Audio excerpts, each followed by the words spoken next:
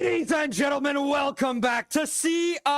The grand finals are upon us. My name is Quantum Deathcat here with Ninjix. Dude, how are you doing? I'm doing amazing, and we're coming from the groups all the way to the finals of CSGO. It's been a long trek these past couple of days, but we are here with the two teams, and I'm going to hit it straight to it. Let's go take a look at the teams that are going to be battling in these grand finals for CIE 2026. It is going to be a doozy. Quantum, introduce them. All right, CSU Black up on the screen here. Xander, Hulk, Heizo, Juju, Payne, and Sank. You guys have seen what Heizo can do. Every time he's been on stream, he's been popping off. He's going to be the big reason why CESU even has a chance in this game. Every time that he's been on the server, he's been kicking butt. The reason why the first part of his name is high, because he's always up there high in full potential. But he's got to worry about the other team that made it this far as well. As we take a look at the second team going up against CSU. Yeah, we have our not CSU Black again. They can't go up against themselves. We got UNB DAL. Oh, UNB DAL with Kosvov. If I said Kozvostov, how do you say Vostov? Vostov. See Cisco, Flower Boy, Metro King, and Paco Waco. At the end of the day, this is still a pretty dangerous team, Quantum. How do you think this is going to fare out? I think UNB DAL here has the advantage. I'm not saying that there no. Another couple of games ago, I was like, oh, this is going to be the winner, right? This game, I don't know who the winner is going to be. Just based off the fact of how they played against the other teams in the playoffs and the group stage, I actually do not have an idea who's going to take this. This is going to be a tight one. I actually expect this to at least go 4 maps, if not all 5. Now you jinxed it, because this is going to go 5. You know the caster curse, Quantum. I do know the caster curse, and mine is so powerful that I've yet to fail one this entire tournament. Ooh. All right, let's see if the prophecy is fulfilled, because I kind of want to see what the playing field, what's the field, what's the map, what is going to be going into the first round of this best of 5. We're going to be getting that data soon, but I want your opinion on what do you think is going to be the method here. We know that it's predetermined in some circumstances. It's a CSGO at the end of the day, but knowing of some of the map choices that are available, what are we thinking here, Quantum? What's the mind game's going to be? We already know what 2 maps we're not going to see, right? We're not going to see Nuke. We're not going to see Inferno. Those were the 2 bans, and I'm actually kind of sad because Nuke is so fun. Nuke is by far the most fun map to actually play. When it comes to cast, it's one of the hardest. But that means that Overpass is in the pool. And if I am the team that feels like, hey, we want to win this, I'd put Overpass up first, right? I don't care what other maps can come in afterwards, right? Both teams know how to play Mirage. Both teams know how to play Ancient. We already saw that during the group stage and during the playoffs. But I don't necessarily know how to play Overpass, right? We've seen Anubises, we've seen Dust 2s, we've not seen Overpass at all this tournament. This would be the first time, so this could be a very sneaky pick for whoever does go into it. Overpass is a giant map. You don't go into rushes on Overpass. Most of these rounds are going to last 90 plus seconds.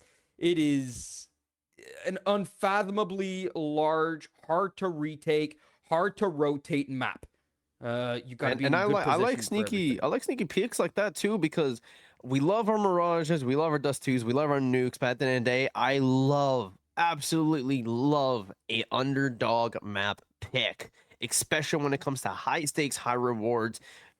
And I don't know what better place than to do it in CIE. I don't know. It's just one of those things where it's gonna be as action packed as a grand finals could be, but just put another map that not a lot of people has played, new sightlines, new things. People are uncomfortable, so they're adapting, and we're seeing people flourishing on skill.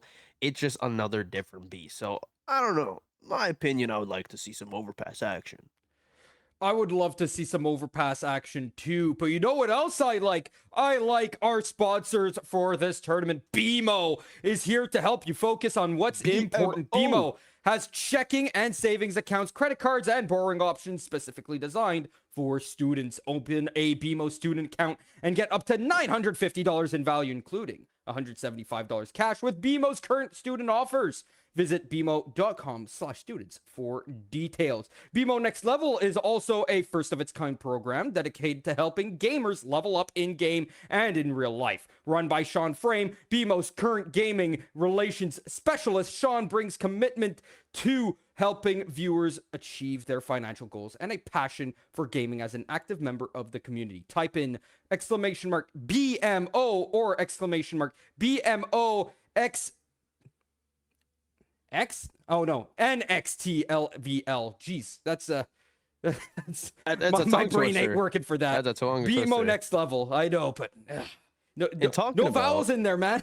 Only the O. For more details. And talking about next level, I know something that's next level from 0 to 1. What's that? Oh, well, I think it's more so 1 of 0, right? One or of 0. Should I say 1 of 6? Because 1 of 0 has supplied CIE with 6 gaming mice that make you better at what you do. Type in !raffle in the CIE.gg's chat and get yourself a chance to win one of these 6 gaming mice supplied by 1 of 0. Code like a maniac, design like a guru, and game like an assassin. Take pride in your setup and look good while you achieve it all. Discover your inspiration. Defy definition. Be 1 of 0. Learn more. Type in !1 of 0 in chat. 6 mice? Did I hear that 6. correctly? Yep, wow. 6 mice. 6. And listen, I mean, prices are pretty up there nowadays. So I would take advantage of that. Me personally. I would take advantage of anything right now. Honestly, give me the chance to win a giveaway, and I'm all for it, man. That's what BMO's here for. Let's be honest. Yep. 1 of 0 as well. They're here for that too. And these players, they're playing exactly for that too. I believe that they're. What's the cash prize again? Do you remember what the cash prize is off the top of your head? Honestly, I'll be honest, considering how much of the method I am when it comes to not really caring about the numbers, I cannot remember for the life of me. I can tell you, it's 400 per 400. 400. The prize pool is 400 per tournament. I don't know if that means it's 400 for the winning team, but that does seem to be what I see here. So 400 for the winning team here. It makes a little bit of I don't know, a reason to go and win this. Not only that, but you also could be winning a big absorption of a whole mice, which some mice can be even more than that. But for CIE, the total prize pool is 2,400, which you are correct. It is 400 per game. That's a pretty large sum of money right there. I don't know about you.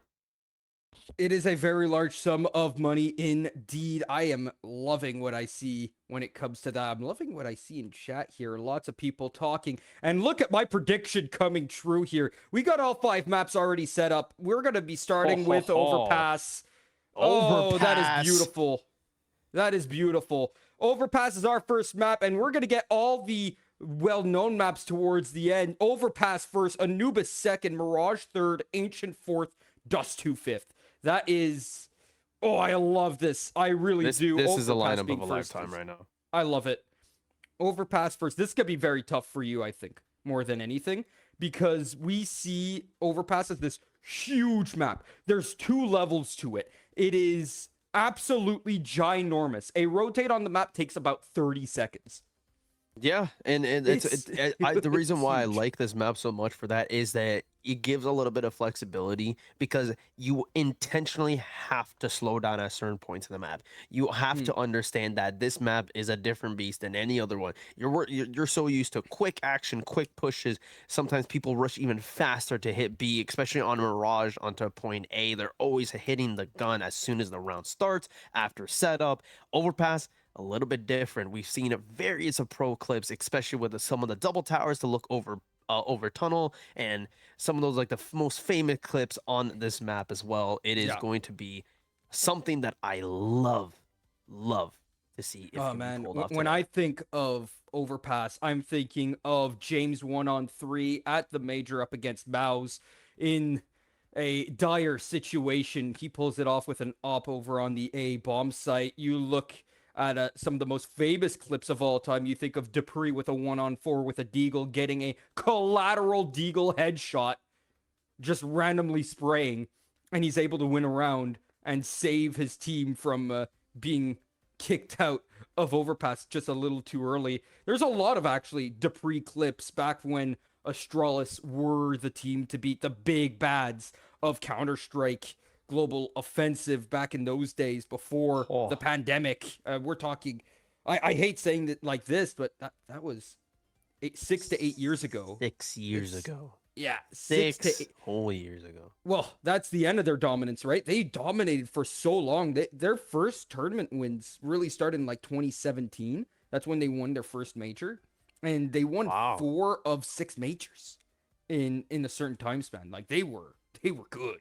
They were good. And I gotta give it up. Because it's one of those things that you see the top level play there. You see something that you see people, they don't really kind of get feared. There's a lot of people that take that the other way, and they get even more fuel. They get even more on point of fire. They don't get hindered by these team is so good. No, it's I can be better. I see a new height to reach. I can reach that, and that's what I love about different maps that change the style of play like this. All right, well, ladies and gentlemen, with all that said, all the setup done, we're going to take a break, and when we come back, we'll be here for the start of Overpass. Stick around.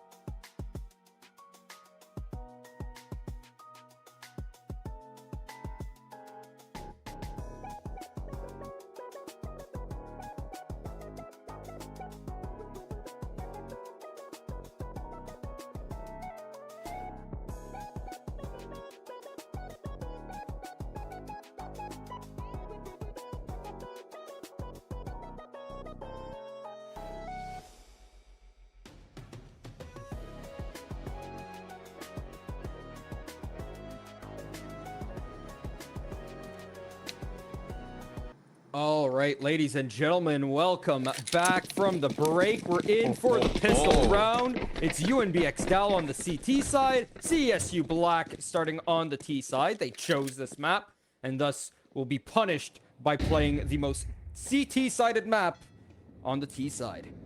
Grand Finals CIE 2026. Here we go. We're already going to see the first confrontation. Flowerboy holding that angle. Barely sees the arm of Heizo. Not going to be aware. Nico is understanding the comms, but he won't have a fast enough reaction time. Flowerboy is just threading the needle between the crocodile's jaws and gets one kill in a second as well. As the Limelight on the right side of the map, they get one as well. And now it's all of a sudden down to a 5v2.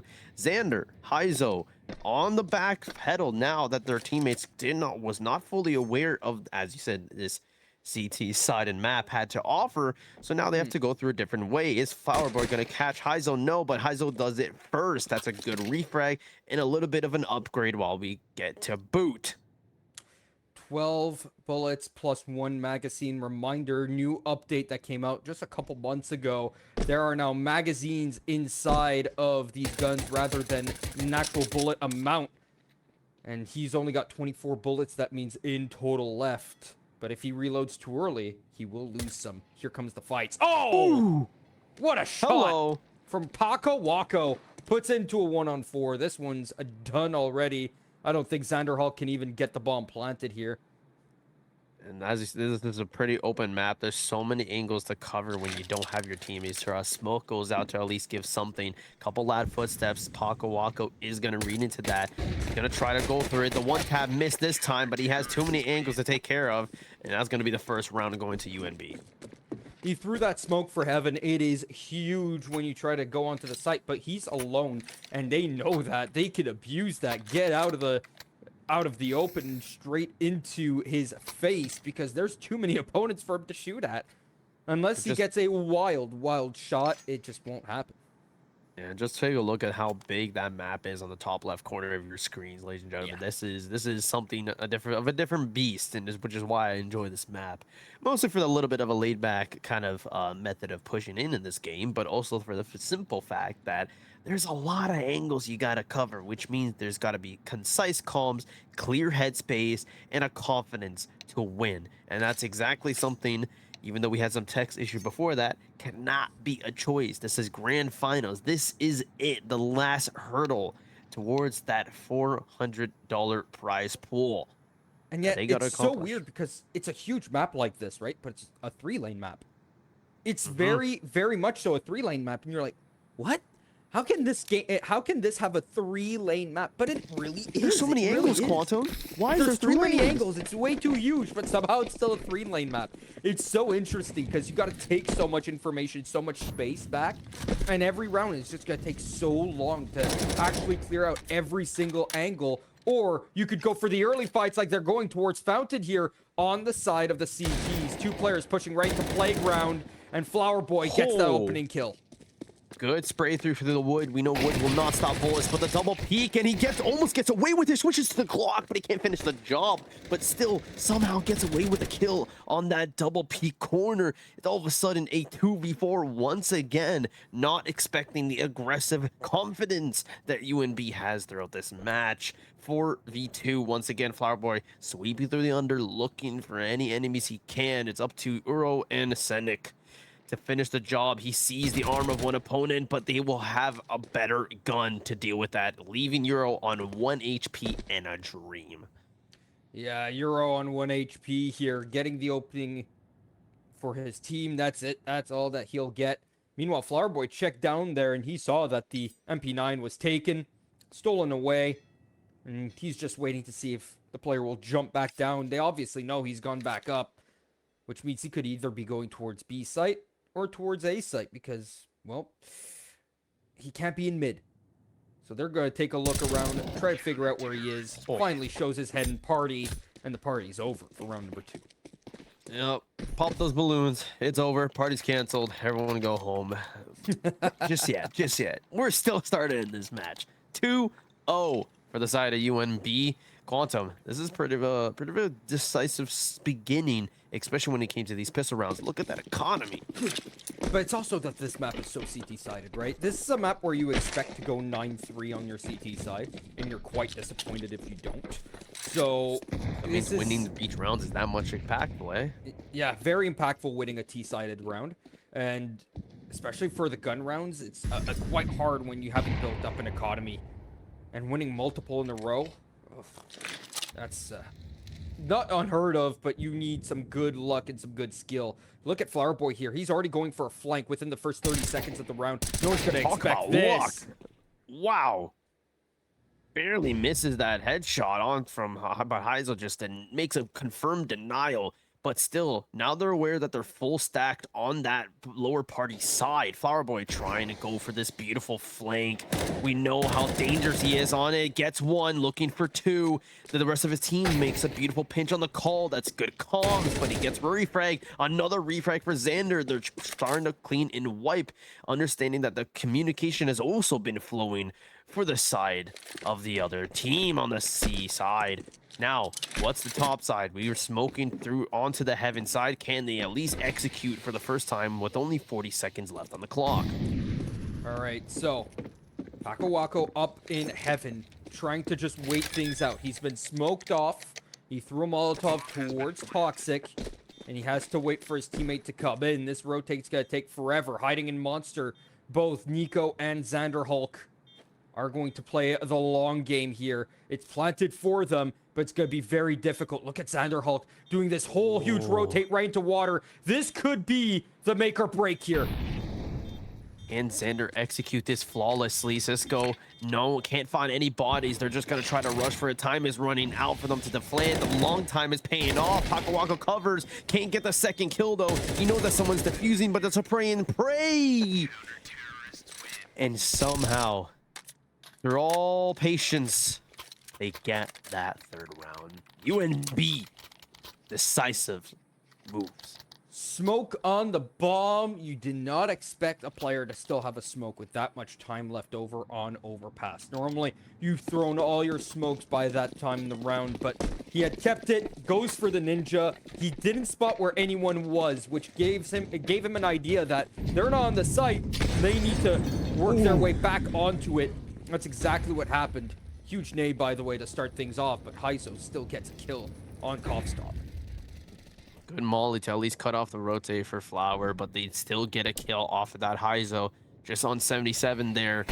They're going to toss another molly as Flower Boy is trying to be that confidence with 5 kills already 3 rounds into this match. They're aware of how many times they've been flanked through these stairways, so they're going to lock it down, but not enough. Wako falling down, but they still get a kill of their own on their side as well. Uro falls down. Heiso falls next. Flower Boy trying to sweep and clear off the comms of their teammates. Now it's all up to Nico, Xander, and Kent Senek to at least fend for themselves, clearing out a site. But like you said, this is a double layer site. The top half is clear, but they still got to be worried about any other corner, even if you can see through just the peak of the door. We're talking about flanks on flanks here. Look at the play from Senk here. He's out into bank, going towards heaven. He's going to get the kills on this B bomb site once the smoke dissipates. It's going to go away, and this could be their entryway right into it. Everyone's just waiting on the outside right now. Smoke dissipates, finds the first 2 players. These are easy kills. Come onto the site and plant that bomb. It's a 1-on-3, and you know where Flower Boy is. Smoked off. He's going to try and push through. Instant death. The first on the T side for the CESU Black. The amazing recognition of the decisive patience, the trigger discipline. Saw the first kill, but then caught just on the corner of his right peripheral vision the arm of the third last teammate of UNB, and got a beautiful double piece for that confirmed plant they needed. This is the adaptability that I love to see from these non-heavy picked maps, and we're just getting started on them. It's beautifully done. A beautiful showcase of skill from both sides so far. But the flanks on flanks are what brings the beauty. But that is a can opener towards the B site. Double. Trying to find any way to go through this. Euro is aware that someone might be behind green door. Can't figure out exactly. The hole could be poked and prodded, just like Flower Boy was trying to look through 2 rounds ago. But can they confirm this? They just need a little bit more intel to commit to B site. They have something of a little bit of a presence there thanks to Euro, but they just need more information. So the rest of the team are going to go on flanks. Cisco finds one, though, making a flank of his own, but misses an opportunity. Whiffed, and Senk able to recover. Now leaving them at a 5-2 deficit. Flower Boy, Cost trying to find at least some kind of ground footing, but Heiso is way too quick on the flick. Headshot, 5v1, make it 0. CSU coming back.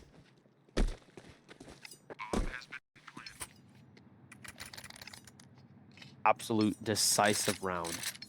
Figure out the method. 3 rounds went away, 2 rounds gain. If this was a gamble, I would bet some coins onto CESU now. Why? The adaptability. Trying to at least accomplish something under the limelight. They're finding their aggression. They're making their plays off of just pure communication. You're seeing Intel working at its finest throughout this. So what's the next move? Molly on their pass. Flower Boy now trying to make a flank. Doesn't land successful, but he's at least has his teammate to get a W refrag. Uro looking on the other flank side. Good concisive decisions as they're trying to poke and prod to the left. So they go from the right, making it back a man deficit. 3-2 now for the side of CESU. You know where both players are, though, and that's a kill out to the A site. You don't even need to go towards B anymore, and you hear him running down from lower. Heizo will smoke and Molotov everything off. This is an impossible retake here for the T side. Oh, goodness gracious. Well done. Now the game's tied, and look at the money here. They're going to be unable to rebuy once again. Yeah, I was going to point that out as well. Like, we were already see them on a little bit of an economy deficit when UNB had 3-0, and now it's 3-3. It's a little bit of the cards change table. Even though we know this is CET-sided, the economy is going to help immensely. This could be very difficult here for CESU, for UNB DAL here. They're going to be in big trouble because they should be down 4-3 to start things off so early. And this one's going to get really difficult for them if they can't find 5 in a row after this. Paco Waco trying to get a couple pot shots off on the cross side. Flower Boy being decisive as he was and ever. Heizo trying to at least get a little bit more info by poking and prodding. Uro gonna be making a decisive move by still making his flanks beautifully. Flower Boy taking a dink, trying to make another, but he has the side of CESU has comms to go through, and that's one flanker down for the count. 3-4. Can they get just a little bit more? And Heizo just looking. They're just swimming in the endless sea of overpass, trying to find anything to clinch in their jaws. That's 54 seconds counting down. Yeah, 2 upgraded pistols and the USP. This one's so unworthy of a win here for the CT side. You're down to 3-on-4 with nothing. You don't even have armor on any of these players. How are you meant to even win this one? They're playing their due diligence here on the side of CSU Black. If they lose this, and this would be CSU Black losing this round, not UNB DAL winning it. Here comes the smoke into heaven, and here comes the push into B. But he swings that nonetheless. The double crossfire does claim his life, and they will be sweeping on, looking at all entryways, getting the plant down. But that was a little bit of a desperation. Maybe if timed with his teammates could have been that play needed. They weren't really expecting the push from heaven exactly, even though 2 players were looking on, the rest were looking on other sides. And it's up to the last remaining member of UNB to save just a little bit of that cash they need, or try to see if they can get a little bit kills just to kill their economy and not have them with such an advantage on the next round. He can't see the gun. It's oh no, cough stop. That's missing the gun. It's been taken away, abducted to a different place. You'll at least be able to get a deagle here, but yeah, you don't want to give away kills for no reason still if you're the side of Kovstov. And I do want to point out how big the bomb radius is on this map, all right? You saw what Kovstov was, right? He was all the way up in bathrooms. Oh, yeah. On the A bomb site. He took 9 damage from the bomb there. No, the other 3 players of the CSU Blacks, Ender was already half just from their little bit of radius. They got to be careful with their footing. Yeah, this map has a huge bomb radius. The bomb explodes at such a large distance compared to all the other maps, especially on Anubis. The next map, you'll see the bomb radius is so small in comparison. As we start this next round, the radius is the sight lines narrowing down on what they got to focus on as Koffs has the, I still can't pronounce that right, I apologize, but let's see if you can get an op kill, and he does. The energy is flowing with him. No caster curse today. Trying to start off this round beautifully. 5-4. Can we get just a little bit more? Looking, might not be able to say his name properly, but goddamn, can he shoot a gun? 100%. Here comes the shot on Heizo. He can't get the player as he jumps over dice, gets behind the cover, but can't finish it off. The op shot Doesn't ring true, and it's a 4-on-2 and another bank rotation here. And a decisive kill. Up shop. Flower Boy taking another. It's Heizo with 1 HP left, but he still is a menace with 11 kills at 4th desk. Can he catch him off guard? Yes, he can. 2 members remaining. Can they pull it off? He has 11 HP in a dream. He's got to be silent as a mouse, but Flower Boy's hunting and he clings. There's no pretty flowers to stare at. It's only the goal, and it makes it 4-4 even. No pretty flowers, but you got to say that this map is pretty. This map was the second map to get prettified by Valve. We came out into CS2 and we're like, ooh, we get a new Inferno. And then Overpass got shown off and we're like, oh my god, this thing's beautiful. It used to be so grimy and disgusting. And you still see the grimy and disgustingness here and there, but it's beautiful in certain places. Just like that shot from Flower Boy right to the head of Xander Hulk. That flower has thorns, and he has 11 kills, making a name for himself. Thank trying to get a couple shots, but Metroid King is the reason why he has the crown and gets up court. Another beautiful kill off comms there, making it 5-3. They're realizing their mistakes, making their map onto their hold as how the CT side is meant to be. Nicolastic trying to poke and prod just to at least give a little bit of footsteps for AutoQ to bait them into their crosshairs, but they're not giving in. You see how stagnant UNB is right now on that top left corner on the map, and Heizel is just trying to find any information by poking and prodding, but he's got to wait for his team. Nikolai sees one, looking for the headshot, could have landed it, but the patience is what makes these teams top grand finalists. Well, that's how they got here in the first place, right? And here, the CT side holding their nerve. Like I said, they need to win 5 in a row here to have a good, sensible CT side. If this one gets any closer, if there's another round win here for CESU Black, there is a huge problem for UNB x DAL. They will be in big trouble. Metroid King trying to look through a little bit to see that's playing off that smoke from his teammate, just trying to cover at least as they now attacking the top side. Nico aware of the flame, trying to be at least something of meds, but Metro King commits to his position and gets one. That's a communication information that they're on that bottom side, so they will try to attack the top. But Flower Boy has too many shoots and too many games to deal with just yet, and gets another kill, which leaves all up to Senek with the op, but no time remaining. So the T side, when they lose to time like this, they will get no money. You can see that he only has $150 to his name, but he gets to keep everything he already had. That means he's not rebuying anything. If he used up smokes and nades from the previous round, he's going to be unable to buy them. He's going to be unable to keep up with the economy of his teammates as well, because they've got a lot more money than he does because of the loss bonus, which is currently $2,400 for the side of CESU Black. I'm outgoing. They know exactly what they're faltering on. They want to make this as even as they can be. Like you said, Quantum, that would be a true deficit to UNB from how CT side of this overpass is.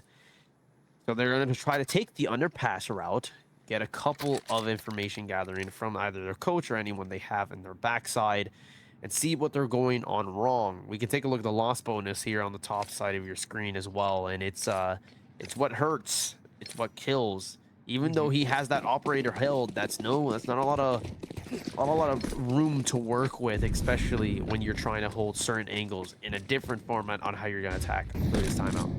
Heizo as well, right? He's the reason why they've won most of these rounds. Nico, though, pushing through smoke and fire, and everyone just dies and succumbs to the cheese grater.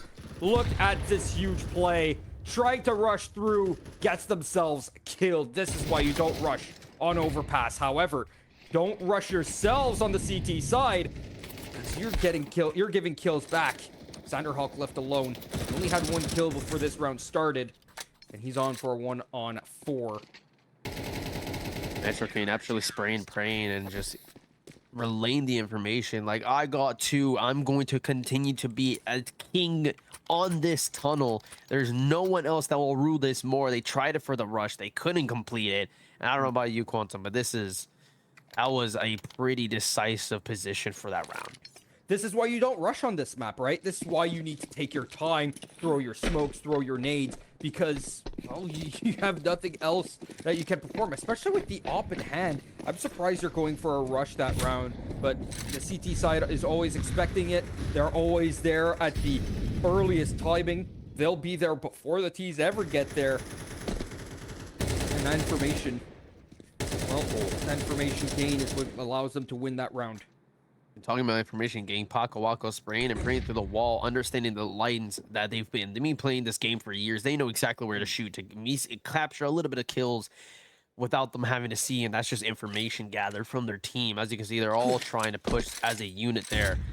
Can they commit just a little bit more? But they're aware on the decisive plainness. Heizel taking the ones against Flower Boy wins that, and that's actually going to be a little bit of more of an entrance than you realize, because they have more an advantage of pressure. So they use that. Earl takes down Cisco. Now it's 5-3. Nico's at green door, just trying at least to find something to work with as they take this top A side potentially.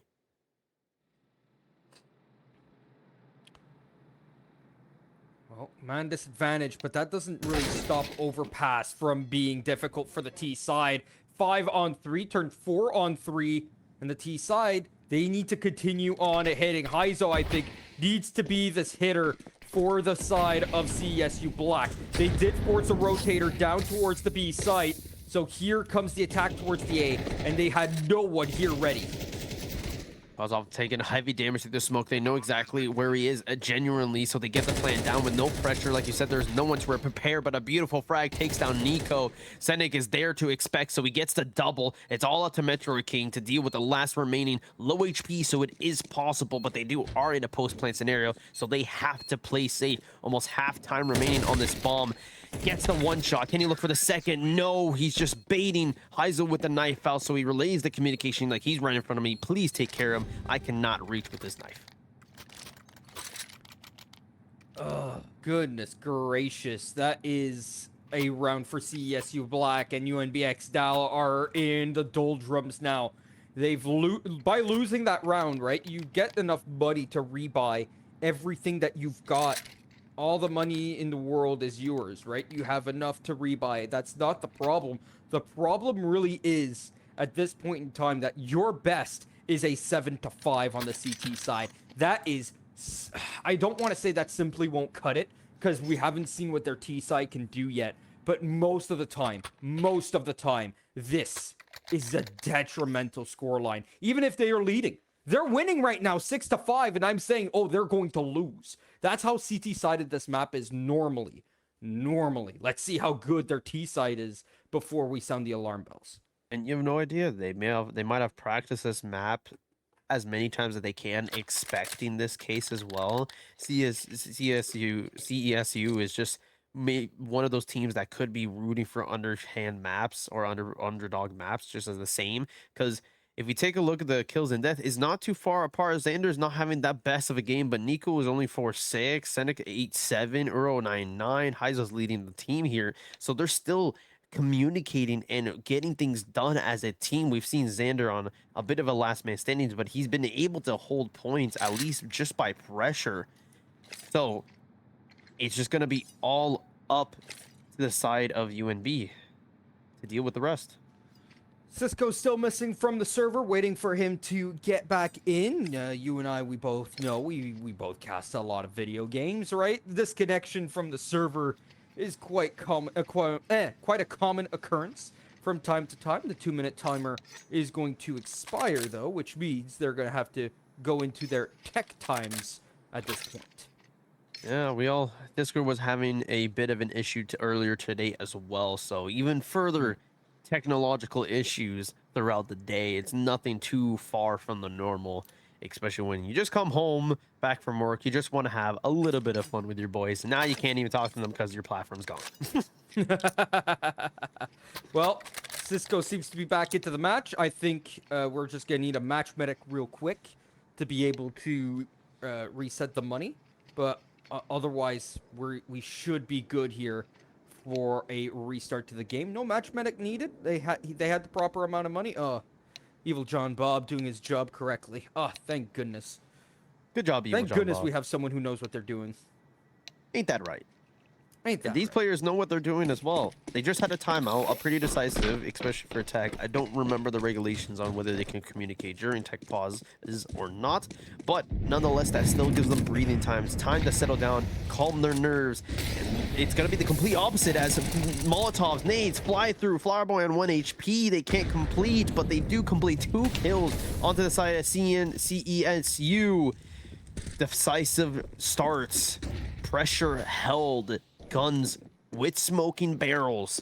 Can they find at least a little bit more? Senek does. That's one. Looking through the second one, but doesn't land the headshot. Instead, Metro King does. Looking through the under because he knows that smoke is going to be going away just very soon. And now it's a 4-2. Izo and Xander on a little bit of a deficit on the left side as they try to poke and prod the right side to give them time to flank, but there was not enough time because they took the aggression to them to the other side. Here 55. Is a push up here, and there's only one player. Oh no, he stopped jump shotting. Oh, this is huge. They actually have an opening now. The bomb's gonna rotate and it's gonna take a little of time, but by then the rotate's still not gonna be there, so he can plant just behind Dice. And this is an interesting position. Normally you plant in front of Dice, not behind it. But this position, with how deep they are, makes sense. Ooh. It's gonna be a 2-on-2 now. As Xanderhawk and Heizo try to pick off a heist of a lifetime. Heizo taking a third. He's on a bender. And all of a sudden, from a 4-2 to a 2-2, that one tiny mistake, ladies and gentlemen, it can be such a detrimental to each round. Half of the time gone already for the bomb. Flowerboy on 1 HP, trying to find anything, but they have the decisiveness ready.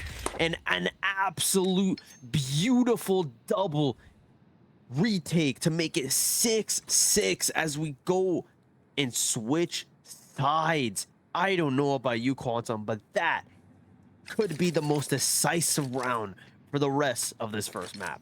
And you see the power of Heizo. This guy on 16 kills in the first 12 rounds, and every single time they won it, it was not because of him necessarily, but he was instrumental to the round wins that they did have originally and that round as well.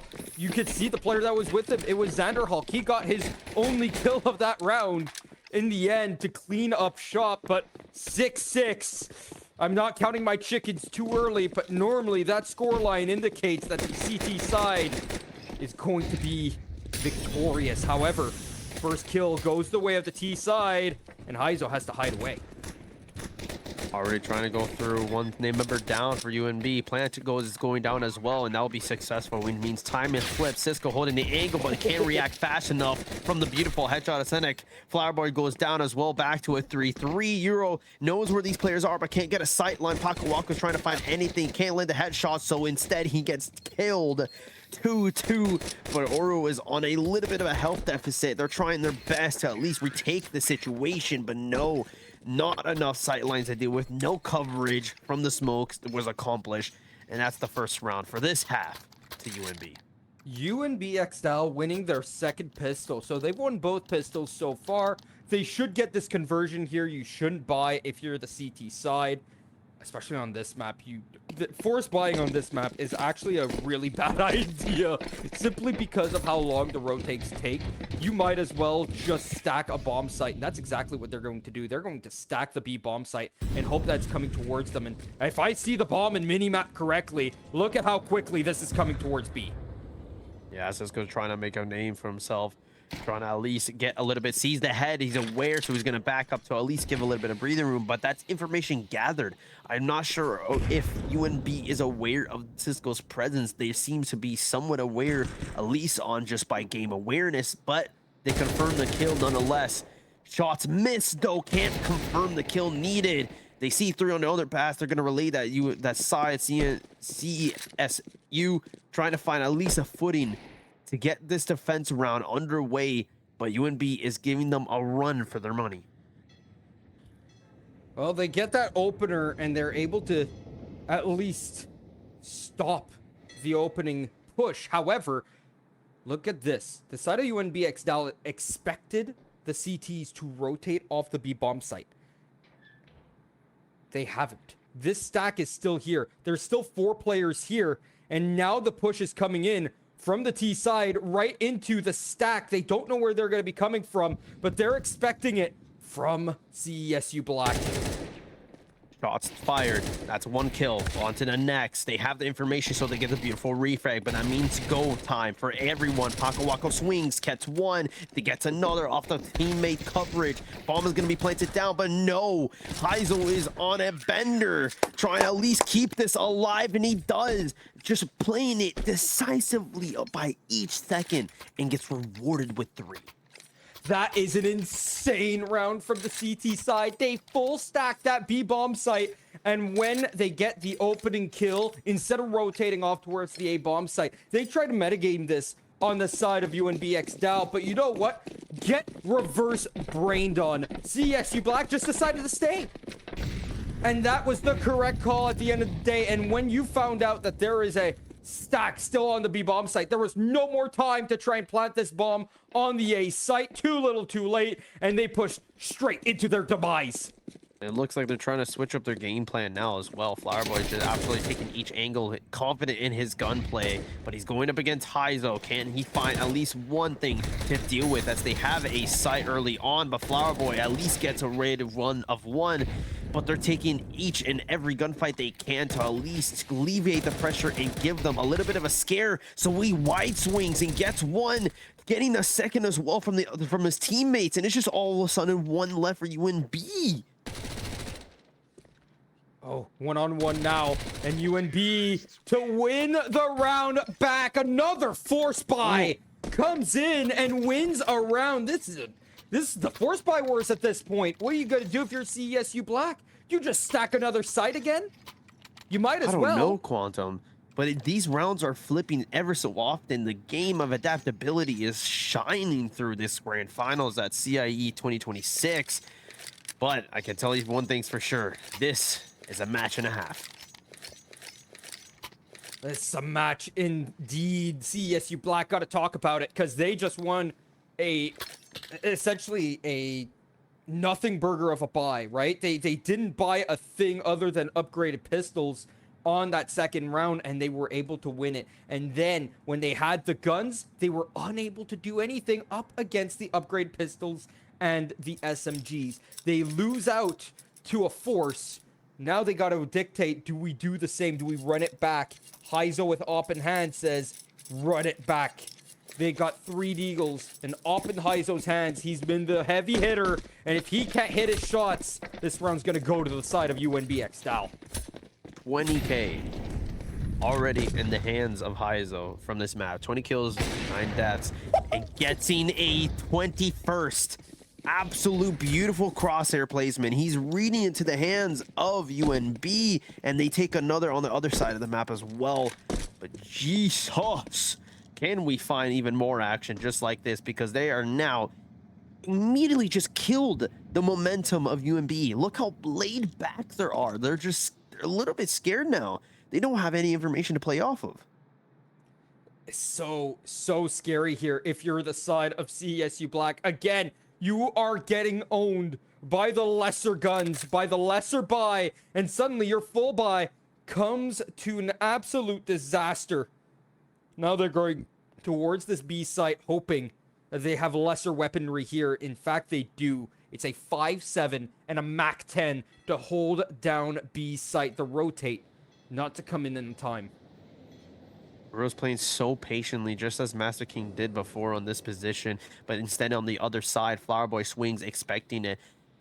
Maybe they can hear, maybe they're aware, they seem to notice, takes the swing, but looking at the wrong direction. Nico can't land their shots either, so they lose Nico on that position, but they have the swing, but the team immediately communicates, adapts, and takes the refrag beautifully. 8-8, Quantum.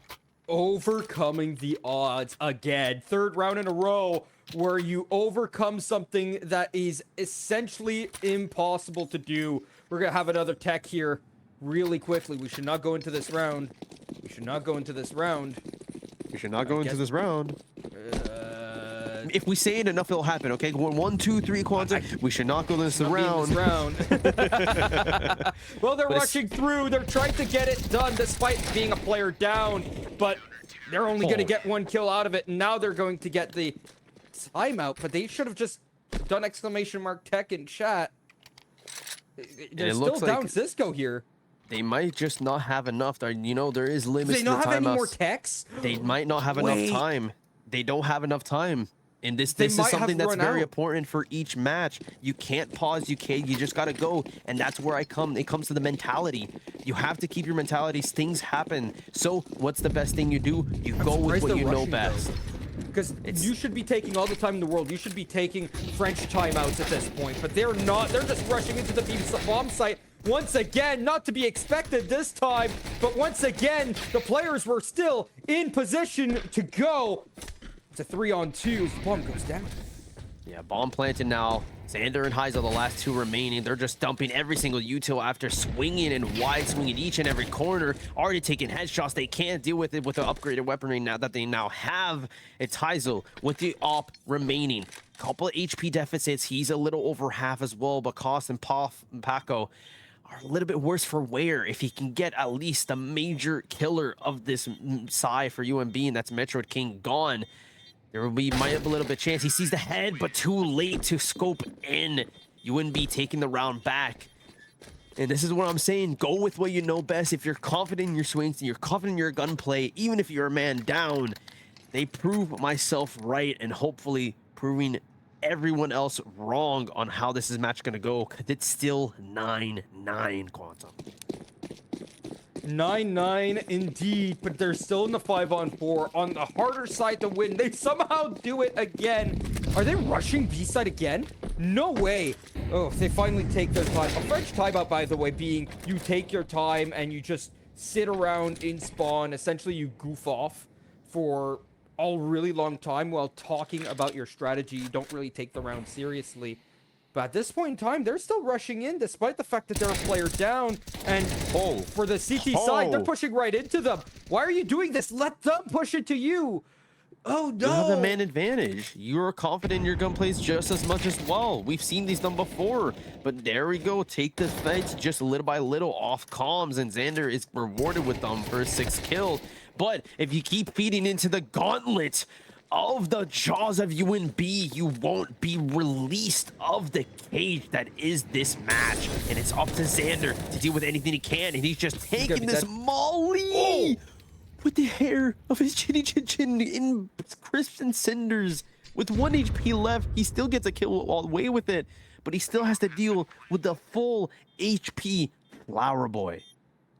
Flower Boy expecting the push out of Monster here. He's looking out towards the back. 1 bullet will do, and they'll take back the lead. UNBX DAL somehow making it work in 4-on-5s. The hubris being tested on the side of CESU Black. You're pushing into them. The whole point of Overpass is to take up a bunch of positioning and slowly give it back to the T side. And if they rush into you, it's free kills. Don't rush into them. That gives away your advantage that you have as a CT side. CSU Black are essentially giving away these rounds for free. We don't want them to do that. We want to bring it at a cost, and it seems like they're going to start to take that position seriously, Quantum. We're already seeing them a little bit spread out. Metro King and their gang are trying to at least poke and prod for a little bit more information. It's 10-9. They have the round advantage. They need to lock in, strap their boots, and at least find some way to gather information on the first hand. But what does that mean? The confidence is flowing for the side of UNB. This is why that you cannot let your mental defect just yet. But it seems like the effect of CSGO disconnecting happened oppositely to CESU. Now, the push commences. Flower Boy taking 1 and is able to get 2 on the side, so they go spray and praying. Members falling down on the side of CESU, but there's only 2 remaining on UNB. The plant is not down just yet. They were executed just very fairly on the trades just yet. Heizel taking heavy damage, so he has to rotate, so they capitalize on that, and it's only up to Xander with low HP. Man, if that was a round capable here for Heizo, if that fire just didn't spread over to him, Heizo being that big behemoth, essentially, for the side of CESU, 23 kills to his name already. We're only in round number 20. Metroid King here should have a free kill in his hands. That's exactly what he will get. It's 11-9. The Bios will come back in here for the CT side. Still, Cisco is still out of the server. It's a 4-on-5. CSU Black shouldn't even be losing a round. They're on the CT side. I'm speechless. 11-9 Quantum.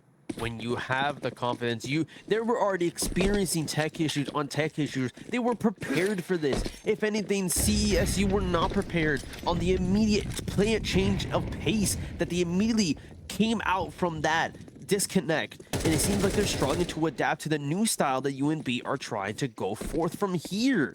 Already a couple damage onto Xander from that wide swing.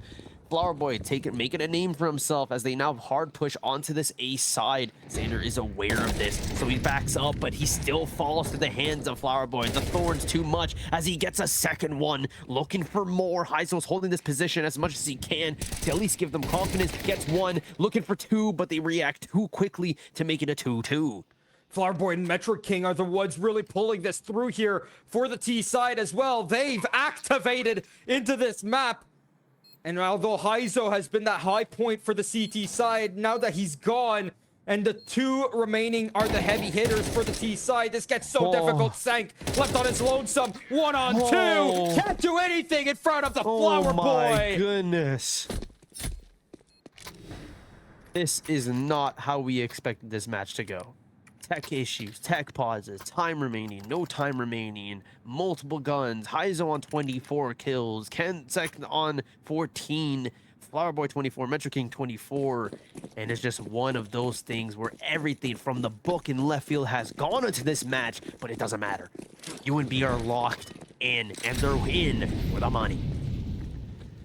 12 on the board. The CT side need to force into this with FAMASas and SMGs, and they're losing the fights again. Why are there no smokes in front of Monster? Why? What are you doing? I'm mad for the CT side here. Goodness gracious, it's already a 1-on-4. It's all up to Senek. It's all up to him with the FAMAS in his hand and the rest of the team as they dump on this Heaven, aware of his position, reading into the cage of UNB. The crocodile is locked in, but he still has some rocks in his fist left. They cut off his rotate to at least alleviate something of his position. To waste this time, half is remaining, but there's not a lot you can do when you have 3 guns pointed at you. And Quantum, UNB run with barely any sticks and some cloth to give that flag a victory. That is inexcusable. There is nothing I could say that will be positive here for the side of CESU Black. That is an inexcusable loss. Absolutely dumbfounded I am here. Cisco is not in the server. You're in a 5-on-4. You are on the CT side, on the most CT-sided map in the pool, and you only win 1 of the 5 rounds. It's that you're. Oh I don't know goodness. about you, Quantum, but this is why I was preaching: never lose your mental. Do not deficit just yet to the tech pauses. Lock in, and they proved me right. They were absolutely. You know what?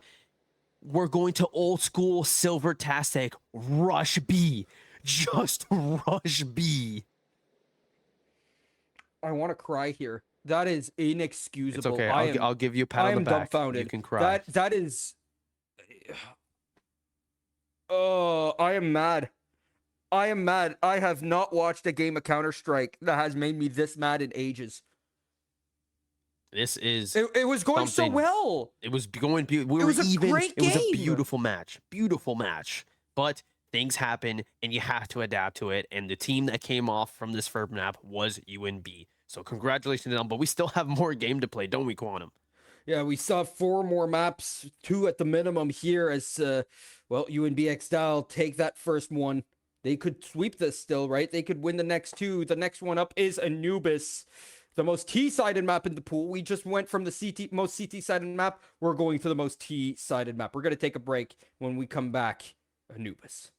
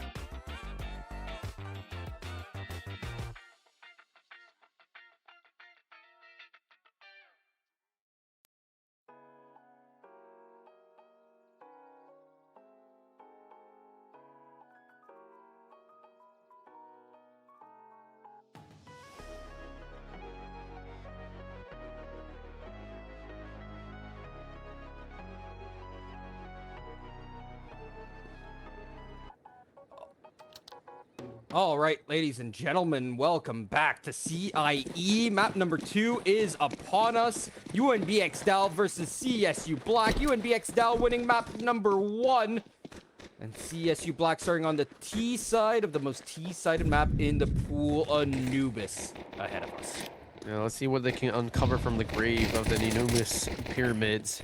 As fires go through, Mika has already done the substitute for Cisco. As Kalsavos goes down, Flyer Boy falls, and it just seems that gunfire and pistols are also going to be making a name for themselves. As you said, T-sided map, so they're making that prophecy fulfilled, but not without a fight. As Eurocenic is down and just jumping up for glory as King snaps him away on his throne, making it a 2-2. Couple information gathered from the steps. Xander killing his shot. Metro King claims it and clutches. That is a huge one for the side of the CTs here. Already winning a pistol round on your CT side on the hardest CT map is definitely going to be a huge boon for this team, for the side of UNB DAL. Yeah, a couple of mentality shot, and we can see it starting to affect here from that first map. But you gotta shake off those nerves. You gotta shake it off. At the end of the day, this is a game. You need to play it for your fun. Release those nerves. Lock in, because you have the advantage. UNB DAL winning the map of Overpass despite the man disadvantage situation they were in when Cisco couldn't stay on the server. At this point in time, now that they've got their man in Mika, this gets a lot easier for them on 5-on-5, and having won that pistol round, all things are coming up Millhouse for UNB DAL. I was trying to get a couple shots there on the mid side. Couldn't find anyone. Sen trying to find something at least. Poking and prodding just as he always does. Haizo might be confronting. Couple shots missed, but he's aware of the presence on that tunnel side. Can he find something with his team? And as they clear up from A, they're aware that there is some resistance. Goes off to at least cover them side. Headshot miss. An opportunity whiffed, but he gets his teammate on the behind him trying to clutch in, and they do. They already know aware of where the position is, so all they have to do is just refrag and re-swing, and all of a sudden a flawless round comes through because they can't land their headshots on this side of CESU. Now, CSU 4 spot into the round. They got the bomb plant. They killed all four of the 5 players. This one was justified, right? You justify a 4 spot in that situation. But now they got themselves a save to deal with, and this should be 3-0 for UNB XDAL. A pretty definitive start for such a T-sided map. And this is going to be a little bit of something to come back from. So they're going to try to change the pace despite their foot on fire. Waka Waka releasing a nade, trying to cover with smoke as well. Ready for the swing. The nade catches both as they release a second, a third as well. Trying to see if they can get anything, and it's just a complete disarrayment, even though they were on that eco round, but still falling lives onto the nades. Holy. I mean, up against a full save like they were up against, that's kind of to be expected, right? You expect full saves to go down that easily. Now the gun rounds actually come through. Both teams with rifles in everyone's hands. No sniper rifles, but you got yourself 10 rifles in this server. Even though at the bottom end here, Metro King does have a FAMAS, the French gun could still come in handy as Flower Boy continues where he left off on Overpass. Finally, some fruits on his labor on the field of flowers coming through to take one down, but they don't go down without a fight as they take one. Metra King still on top of his throne, but he gets Heizel, the biggest name, out and gone already with 4 deaths. They have 3-0 and they have the man advantage. They're just taking all the information they can gather from the kills that they were getting early on and just pinning it towards the backside of CESU. Now it's up to Xander and Euro to find something to go along here with. They're on that right side. They're aware that they have a little bit more leeway with the right side of this map as they are still a little bit close together. They have the bomb, but Pakawako staying true to his name and just keeping him stagnant on this side as he's flourished before. So it's all up to time to get them through this. It's all up to Intel to pick them up. Can they win it? They could justify a save here, honestly, but they're not looking like they want to do that. They haven't done a single save when it came over to Overpass. In this case here, I don't think they're going to be doing it either. First player spotted. It goes both ways. Information flowing through both teams, and the rotate comes through fully, and they faked a run back. And it caused the rotations to stop in its tracks. Playing silent as a mouse, but they're still stagnant. They're still aware. They know that they've done this before, so they're going to try to reach to it, and they're successful with one and another kill. And that's just the patience of having multiple mans on the board. You can cover 2 bomb sites, and once you have the information that both players are at least on one side, you can topple a pinch, limit their space, and win the next round 4-0. Oh no, you see, CSU Black, you're losing your cool already on the most favored side. Look at what happened over on Overpass. They were making it so close. They were on the harder side to play on Overpass, and they crumbled once they switched over to the easy side. Now that they've got the easy life again, Kovstov can just shoot them like birds in a field. But up against Deagles, it's so hard for Deagles to do anything up against the powerhouse that is the op. Yeah, trying to find at least some way to go around this, and they're not finding anything else. It seemed like every single area is covered as a third one falls for the side of CESU. This is looking a little bit decisive as the mentality is a bit shot. So what do? A physical reset. Maybe take a dip in the water of that river there and try to see if you can cool off your heads, because this might be a thing for the next round. Well, now you can't justify a save here. You just got to push wherever you can, try to find a kill, try to do some economic damage, but look at the money still on the side of UNB XDAL with 5 alive here. 4 players on over 5 figures. The maximum amount of money you can have is 16,000. So you might as well just buy upgraded pistols on everyone. Make sure that you have everything that you possibly need. And at this point, They're just going to start actually losing money from winning these rounds because Metroid King's going to be on the maximum of 16,000. Absolutely insanity. 8-0 Metroid King is right now. Hasn't died just once. Now it's going to look downriver instead of Flower. Has been fruitful on that angle, but now the op is going to be staring down. As now they're going to take a little bit of a different approach, trying to go through the smoke. Can Heisel at least meet someone through here? But no, reacts too late because you can see the gun barrel before the head and reacts beautifully, making a 9th round. 9-0. 5-0. This is looking decisive, Quantum. Very decisive indeed. Oof. So much going the way of the CT so far. However, the jail player getting himself executed. His death row having not been renewed, and so it's a 3-on-3 as we move towards a side attack once again for the side of CESU Black. Paco Wacko here alone, the camera player of Metroid King coming in to help. He's already got 9 kills. He hasn't died yet. Make that 10 for Metroid King as he cleans up shop. The bomb is planted in and around Cake, and Xanderhulk to go down, feeding right into Metroid. Oh, goodness gracious. Look at those stat lines. I gotta give credit to Paco Wacko there. Just even though he hears them, he's aware, he's really the teammate. Hey, they're hitting my side, they're hitting my side. I need some backup. I'm going to play safe. He still has a flashbang in his pocket. Just a little toss on the right side. Booms, blinds, makes them just the split-second decision to just not get aggressive, even though he had a line side for the kill. As the last guy coming in didn't have enough to play with. And now we're 6-0. Now we have a lot of money. Now, they have to full buy at least one more to get some type of decisiveness. They're going to try to see if they can rush that A side to make some decisiveness. Take the fight to them as they are winning the gunfight. They get the trade, but he still gets away with a kill onto Euro. Heisel falls down as well to Paco Wacko. Flower Boy gets a 3rd, and it's just crumpling one by one as they try to change their pace, but UNB are looking dominant.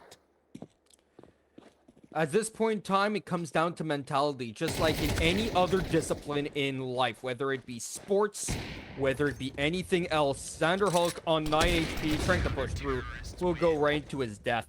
That is a mental issue at this point. I don't know what you're going to have to do if you're the side of CESU Black here to get your heads back into the game. They were in it, and then suddenly something switched off on Overpass during the end there, and they crumbled. And during that timeout in between both maps, nothing changed. They are playing like headless chickens out there. They were playing so good on the T side of Overpass. What happened to their mental game? At this point in time, they're not losing due to the lack of skill. They're losing because they're just not in the game. As you can see, they're trying to dump anything they can to at least disorientate the side of UNB, but they're reacting too well as 2 members fall for the side. One from Flower Boy and one from Metroid King. Absolute beautiful reaction times, and that was just them taking the swings as they're full of confidence right now. 13-1 Metroid King is, 8-1 Flower Boy is. All members positive except for Mika that has yet to find a kill, but still playing decisive positions. 1:09 remaining onto this match. A little bit of a stagnation as there's only 4-3 now. Flower Boy covering this long riverside. It's gotta be a mentality shift. Try to see if you can at least get into a little bit of a different trick. If your main plans are not working, if you're not good if you're not running things by the book, try something new. I know, like, I can see in the stats, right, that there's one big thing not happening here for CSU Black, and that's Heizo popping off for 2 kills, right? That was really the big difference maker on every map that they've played so far in this tournament, and that's something that stopped happening as well towards the end of Overpass. Even though Heizo was going and popping off up until the 9-9 sequence, after that, he just was nowhere to be seen. At this point in time, he's still nowhere to be seen on Anubis either. Bomb to go down, but that's 3-on-2. Need a little bit late, could have got the bomb, but they're still able to collapse. Just, yeah, Nico's on the last life, and Paco Wacko just take the duels from the flank side. Good patience for Metroid King and Kuzvov. Not enough reaction time. It's 8-0. On the most T-sided map in the map pool. right? This would if this was the other way around, right? You could say, all right, well, this is the most T-sided map in the map pool, right? An elite timeout here, but a respectable one, and that brings a question. You're someone with a name of quantum physics. What kind of dastardly relative reality bending shift moves can they pull here to bring it back? All right, what they need to do is shift a couple zeros into a couple ones, right? But you already see most of the zeros and ones here. And I mean, you look over on UNB DAL, they're leading 8-0. Mika still doesn't have a kill. All right? They're essentially playing 4-on-5 and winning on the CT side of the most T-sided map. I don't know what you have to do here if you're CSU Black, but the first things first is to get Heizo back into it. If he's tilted, if your whole team's tilted, there's no way back into this because he has been your knight in shining armor. He's been your flag bearer. He's been the carrier for this team. And if he's sunk, then they're already done. But the boat's still flying. The boat is still sailing for both teams here. They took a timeout for a reason. They're not having given up yet. Flowerboy gets away with a headshot on that spray and pray. Xander trying to find at least something to work with, even though he's 1 HP. So, but he falls down to Flowerboy still. Gets a third. My goodness, you need to calm down. Cut this guy's buds. He is blooming too fast. Oh, goodness gracious. You gotta be good to be lucky, but you gotta be lucky to be good, man. That fadeaway shot. Not that it should never hit, but it's an impressive shot. No matter how you slice it, Euro and Heizo need to work together in this one-on-one situation on the site. E-Box goes the way for Heizo. Okay, they brought it back from a 2-on-4 to a 2-on-2, but they need to bring that bomb over to the site now. Where do they have two players there, but the Pakawaka flank, we've seen him be very, very slow before. This could make or break decision if Pakawaka plays it safe. Metro King hears then what he needs to. They're aware that they're planning, so the time is still flipped, but they get a little bit extra time.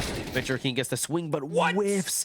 Can't find it. Euro absolutely gets a nasty flick, but that's still low HP, and this is where it makes to be. Pakawaka playing decisive, paying patient. He's aware where the last player is, so all he has to do is cut off the rotate and just choose to defuse.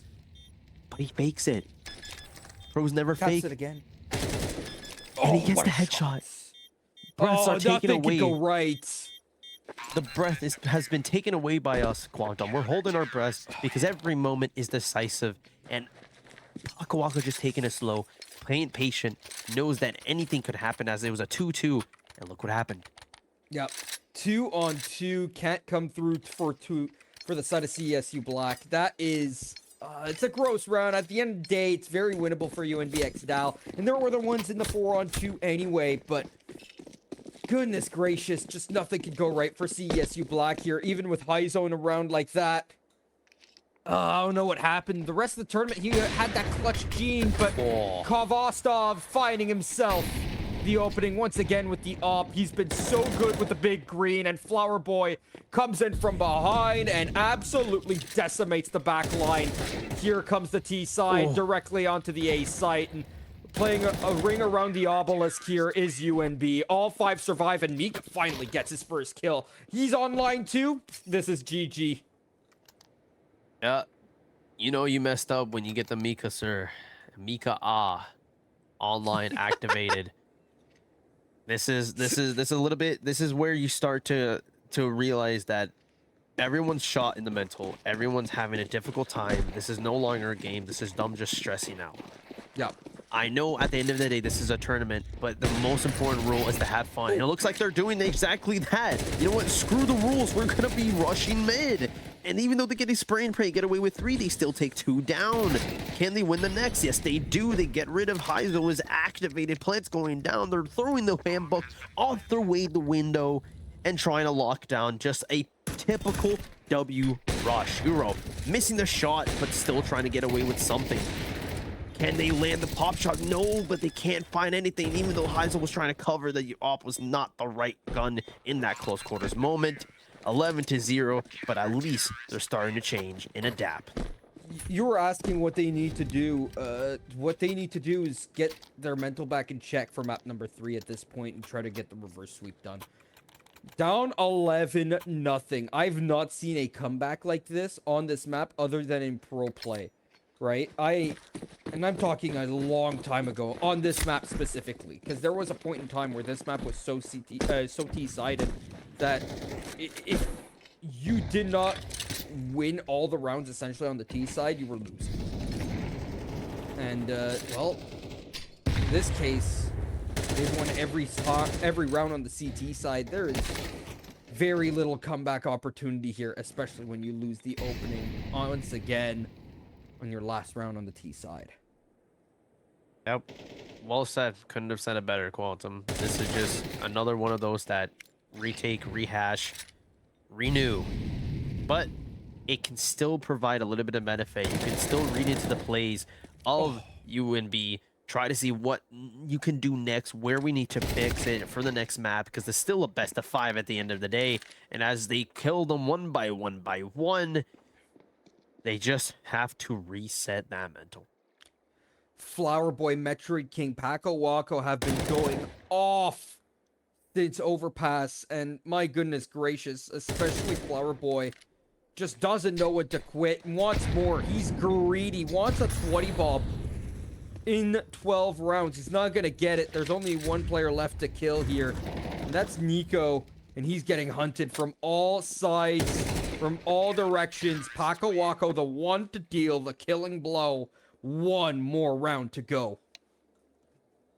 12-0. Do you respect the skill of the other team being able to make it this far, or do you still try to see if you can get a reverse sweep? I sad to say that there has been other games where it has done before. Yeah, but you still never give up. The moment you give up, that's where things truly is lost. So finish the map strong. Matches pause for some reason, as we've been more aware for all these tech issues lately. But let's talk about some future steps here, Quantum. What's the move for map 3? oh my goodness. I mean, just read this through, all right? For the side of CSU Black, they got 19 kills in those 12 rounds. They couldn't even get 20 kills as a committee. Flower Boy has 18 on his lonesome. Paco Waco and Metroid King have 15 each. Mika has 1 in 5. He's 1 in 5. How are you 1 in 5 when you're leading 12-0? They've just not pushed into him. They never have. So it's his first game. It's a bit of a warm up. You got to give him credit, but at least he's making a showing by holding decisive positions. I've been watching. He's still covering, making those throwable plays when needed, giving comms, I'm sure, because there's been plenty of times where the teammate has been reacted off of Mika's deaths, getting those kills they needed to win these rounds up to 12. So you got to give credit. Even though the mentality was kind of shot for the side of UNB with all these disconnects, that changed mentality on Underpass. Like I said, that was the most decisive round, making it to a 5-5 on Underpass to change the mentality for UNB to absolutely keep coming back. And they had that disconnect. They're like, we're having too many problems today. Yeah. We have nothing to lose. And that's when a team is truly terrifying, when they have nothing to lose. Nothing to lose anymore. Meanwhile, for the side of UNB DAL, they've got all the momentum, all the wind in their sails at this point in time. CSU Black have only had 2 rounds where they were necessarily close to even winning it. And at this point in time for UNB DAL, I mean, they had a very contentious overpass. This was not contended whatsoever here by CESU. We're going to go onto the 3rd map very soon. That is Mirage. Mirage, a map that every player knows how to play. Every team has in their map pool, except for just a couple really weird pro teams who feel like playing more technical maps. But at the end of the day, you are in a position here, if you're UNB DAL, to clean house and go to bed before 10. Yep. Get your coffees, $300 get your energy drinks, get anything that you enjoy, and a beverage and a snack and a half while we have time, ladies and gentlemen. The pause is still going, which means you have a little bit of a walking time to go through, get your steps in, because we still have a lot more CS2 to go through just yet. Well, for now, we're going to take a small break. When we come back, we'll be back for round number 13 of Anubis. Stick around.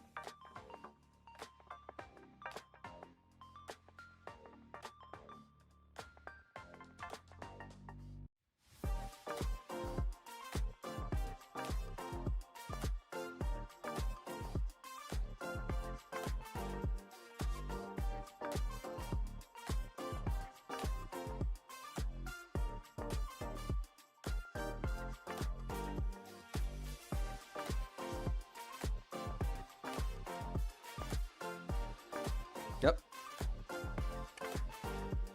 Ladies and gentlemen, welcome back to the second half of the Anubis game. Still Quantum Death Cat here with Ninjix for this match of Anubis. CSU Black down 12-0 up against UNB X-Down. 12-0. Get this round gone. Try to go for the next one. Learn as much as what you can of how decisive they've been able to run through this competition. So all they got to do is just rush that side. They're aware that this is a CT-sided, but they're still not giving up just yet. This might be the first round that they have in the books, and it looks like that's going to be the case.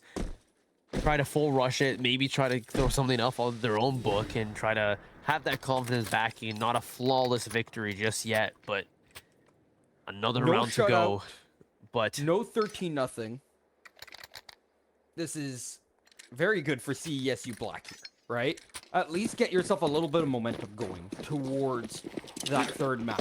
Yes, you're losing 12-0, and you did ask me earlier on before the break, like, what they need to do.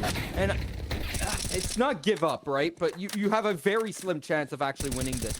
But getting a couple rounds under your belt, especially up against the save round that you have up here, for the side of the T side, they get the bomb planted, but there isn't much you can do in a 5-on-2 with these lower end guns. Oh, they're having the advantage, but they keep going one by one, and it's up just to him on the last side, and he does fall. But at the same time, that was too dicey for a round 2 win for the side of CESU. I don't know about you, Quantum. There's going to be another timeout once again, but this could be the start of something. They have Heizo's activating. Senec is activating as well. It's just a matter of time where they fill their crosshair placement, which nothing but bullet through helmets and confidence. Man, this is scary here for the side of UNB X-Down, because you don't want to lose the momentum, right? You're very likely to win this, especially that you're on the T side, but you can't allow your resolve to falter here, right? If you lose 5 rounds, so be it. If you lose 10 rounds, you're starting to panic heading onto your third map, right? The momentum is swiftly on the side of CESU Black, even if you end up winning the game if you're UNB XDAL, right? If you lose too many rounds, the momentum's just completely shifted. If you win the map clean as a whistle, right here or in the next couple, there is nothing to work off of if you're CESU Black. But if you give them an inch, they will take a mile. It's still the jaws of the Anubis. The Anubis is a dangerous creature, and this map is a dangerous playing field. You cannot falter for a single second. UNB is very much aware of that because even though they have a lot of confidence, they're still losing these rounds when you could have just get this map under your belt and out of the way. You still lost those 2 rounds. I don't know about you, but that's still a little bit of a mind killer. Is like, oh, we're doing so good. Like, where are we messing up? Even though we're okay, we full rushed A, or full rushed the first round. Okay, we're gonna give that because we're having a little bit of fun. Second one, they went pure off tactics when they were still losing gunfights. Then for the spraying play on the smoke, they weren't expecting the aggression. So there might be a little bit of an energy. The energy on the air has changed just slightly, but just enough. All right. I have a suggestion here, all right? Maybe you won't agree with it, but it's the 4-man player team buff. I'm all ears. I'm all ears. We saw an overpass that playing with 4 players, the side of UNB XDAL only lost 1 round. All right, on the harder side. CSU Black, they have lost Xander. He's not in, and they're going to have to start playing some rounds without him there. Oh, he finally gets into the server just in time. The caster curse. The caster curse. Yes. Spoken into existence. Yes, all right, a 5-on-5. They have a chance here on the side of CSU. Whew. Absolutely. See, I told you, I'm 100% on my caster curses. I am. I don't. They are the prophecy, godlike. the prophecy was going to be fulfilled eventually, Quantum. You have bended physically the quantum realm of this match here. It is happening, and it's up to you. Even though that it was going to be that deficit. Like, oh, I have nothing to lose. Xander's gone. You know, at least we tried. No, they're still going to full effort this. Everything's got to be checked through the TO's flags, and it looks like that's going to be what's happening as we start this 15th round on Anubis. CIE 2026. Stay in your seats because this is still going on the second map. Best of 5. Yep, this one's not done just yet. Even though it was a 12-0 start, no T rounds have been won whatsoever in this game. As we already start on round number 15. Minute and 33 seconds left on the clock as Heizo puts through a smoke, but he has coverage on the side of UNB. They are still staring at the end of the barrel. Nico gets information that they're trying to enter through that A side. Frags go throughout, forcing that player off, but no shots will be collected, and they weren't capitalizing on that molly. Very, very interesting. Decisive. They do get a kill onto Pakawako. Nico does fall down, and another from Flower Boy follows. 4-3 now. First T side. Senek is dangerously low on HP after getting a couple shots from beyond that mid-side river. Now, this is where things start to get dicey. You're low in HP. You don't have total map control. You know that they're rotating, but from where Xander finally meets them at the B side. Can they find the information needed? No, Euro gets the flank. This is starting to look a little bit on the side of CSSU. Yeah, looking real good here. Flower Boy on 10 HP. Metroid King also one-shot headshot to any of the guns held by the CTs. However, one been given over here, and the positions are known. Euro has nades in his hand for the shots, and they won't go through. They lined up for him. But at the end of the day, the round's not lined up for CESU. 13-2. This one's clean. For the side of UNB XDAL, ladies and gentlemen, we had a lot of techs. We had a lot of situations with players coming in and out and mid and out. And at this point in time, nothing has changed on Anubis. We're going to go on Mirage. Everyone knows how to play Mirage. And at this point in time, I'm so excited. We'll be back in 5 minutes, I believe. We'll be back in 5, right? We'll be back soon. Don't go anywhere just yet. We got a lot more game to play.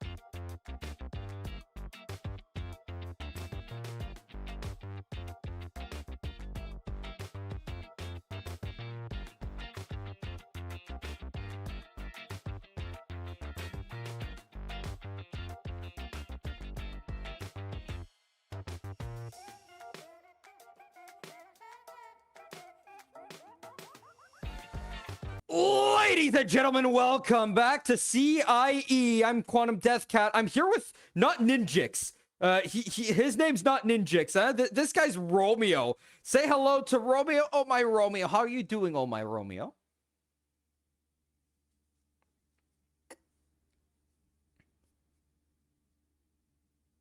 Yes, sir. We got 5 maps here. The first 2 have already been played. Overpass and Anubis have gone the way of UNB x DAL. Overpass was won 9-13. Meanwhile, Anubis was won 13-2. And now we're on to Mirage. This is a map you know well. We casted 2 Mirages yesterday, so I think you should be good with Mirage by now, right? We did cast 2 Mirage games yesterday. One of them being a lot closer than the other. I believe CESU Black was the first one, winning what, 12 to like 4 or 13 to 4, something along those lines. And then on the other side, of course, we had the team that's 1 map away right now. Yep. Yeah, a little bit closer, but still a very dominant performance from UNB. And like, I don't know, Heizo's still the GOAT. I know he's not having the best performances right now, but Heizo's still the player that when I was watching in the back, just like having a player like that, knowing that maybe if he can find the momentum under his feet, could get potentially CESU to a comeback. What do you think they need to do for this? What do you think needs to happen right now for CESU? CSU need to lock in, man. This is where they need to go huge. They need to go hog wild. This is a map that everyone knows how to play. Everyone knows about it, just like everyone knows about BMO, right? You guys are Canadians. We're, in fact, in Montreal. Well, I am anyway, right? And the Bank of Montreal wants you to know that you can help focus on what's important. BMO has a checking and savings account, credit cards, and borrowing options specifically designed for students. Open a BMO student account and get up to $950 in value, including $175 cash with BMO's current student offers. Visit bmo.com/students for details. BMO Next Level is a first-of-its-kind program, by the way, dedicating to helping gamers level up in game and in real life. Run by Sean Frame, BMO's gaming relations specialist. Sean brings a commitment to helping viewers achieve their financial goals and has a passion for gaming as an active member of the gaming community. Type in chat !BMO or !BMO and XTLVL for more details. BMO, ladies and gentlemen, amazing sponsors, been sponsoring the entirety of Canadian Intercollegiate Exhibition, and should go ahead, give them a check out, especially considering brands like that sponsoring events like this is how we get the collegiate esports scene further. That said, yes. That said, we're getting close to going into this game 3 match, and I believe there was a substitution. Yes, there was indeed a substitution where Nico is going to head his way out of the server. Juju going to come in here for CESU Black. You can see it right here where Juju is in place of Nicolastic. Xander Hulk, Heizo, Payne, and Senk still in the server. I do believe that Payne is not playing, though. It's Euro that's in for the moment. But we'll see if that does get switched up in the future, because I remember yesterday he had to switch out as well. For the moment, it's looking like a solid 5 for CESU Black, and the introduction of Juju back into the lineup for this one is going to be huge for them, right? That is a massive firepower upgrade that they desperately need after 2 maps in the doldrums. Yeah, and honestly, any change you can make when the morale starts getting hit, when you don't have that momentum on your side, anything you can do to try and throw a wrench in the game plan of UNB, any change you can make that can maybe bring some extra synergy, or even just get anything back in those comms, somebody with the energy to go into this map 3, is huge for CESU. You got to start throwing stuff at the wall if you're going to win a map back from UNB, because UNB aren't playing around. They're one map away from taking it home and winning that grand prize. Man, here's the UNB lineup that could... Ooh, well, this is the map lineup that we've shown so far. Overpass 913 for UNB, and then a dominant UNB show up on Anubis. Only one T round was won on that map, which is absolutely crazy to hear. And same thing for Overpass. More T rounds were won than CT rounds. Makes no sense. Are we in opposite day? Are we on Groundhog Day? Where are we, man? For those stats to be true. Mirage is up next. Anything else you want to talk about? I was going to say, speaking of Groundhog Day, it is starting to feel like that these numbers from UNB feel exactly like yesterday. We see one game that's a complete dominant performance, one that's a little bit closer, but still UNB picking up a decisive victory. Of course, Anubis was a very strong map for them. Mirage, very strong map for both the teams. I'm really curious to see what comes out of this Mirage performance. I know both these teams fight a lot around that connector area, and I'm just really excited, especially for Heizo, because I feel like Heizo was so strong on Mirage, and then like a player like Paco Wacko was as well. And I get right now it's looking like a dominant UNB performance, and people in chat are going like 3-0 sweep. But I genuinely believe there's a map CESU is going to pull something back on. It's going to be Mirage.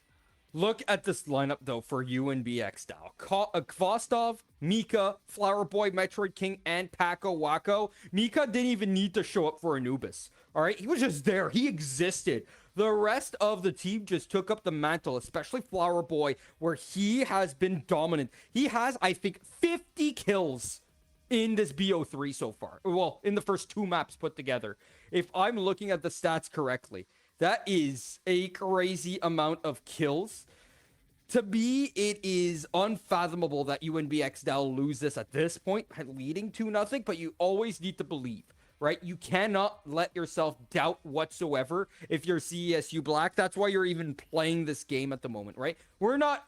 If we were just giving out a trophy and money to teams for no reason, right? UNB X-Dal would be the top team, but we play these games because we don't know who's going to win. We don't know if UNB X-Dal can keep it together here for the next 3 hours while we play 3 more maps.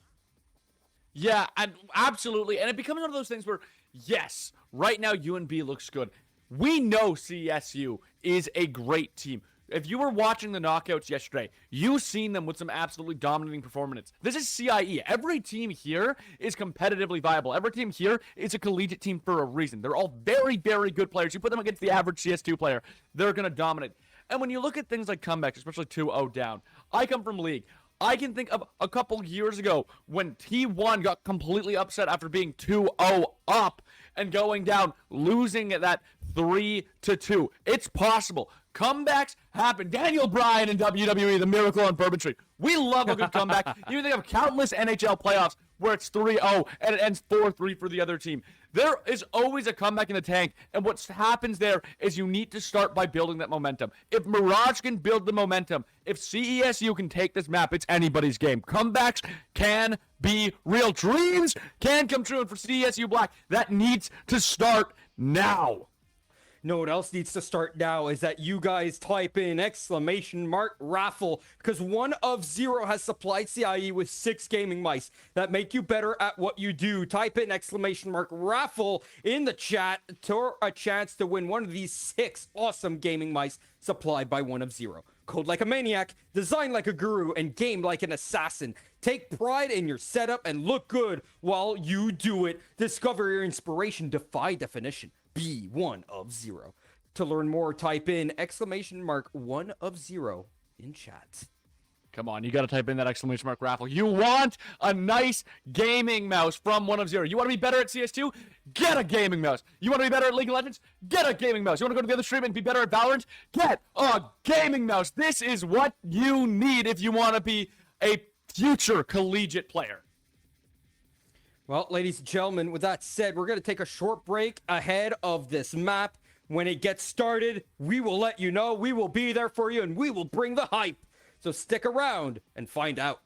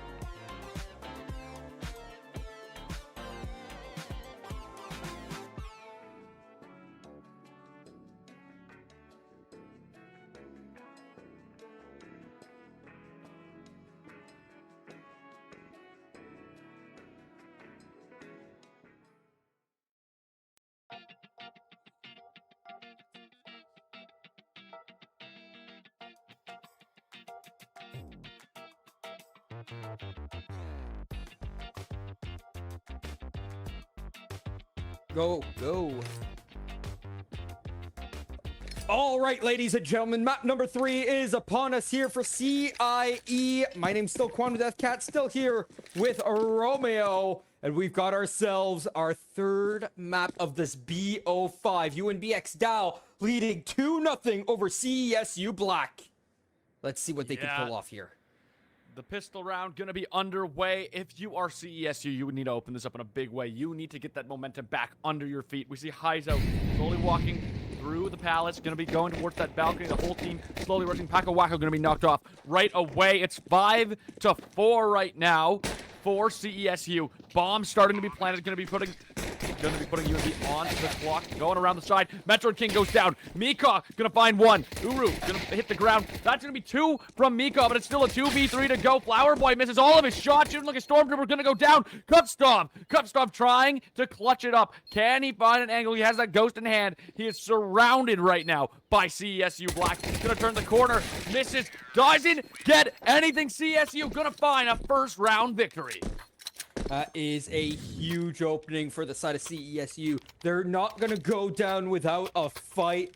They don't want to get swept. In fact, they're here to win. That's why they're still playing, right? Yes, you're down 2-0. Doesn't matter. They can play until the wee hours of the morning if they need to, right? You can play up until tomorrow if need be, because that's what that matters to them. That's how much this prize pool and this tournament itself matters to them. Their pride, their ego, right? There's so many reasons you got to keep on fighting. Let's hope that their mental is back in check.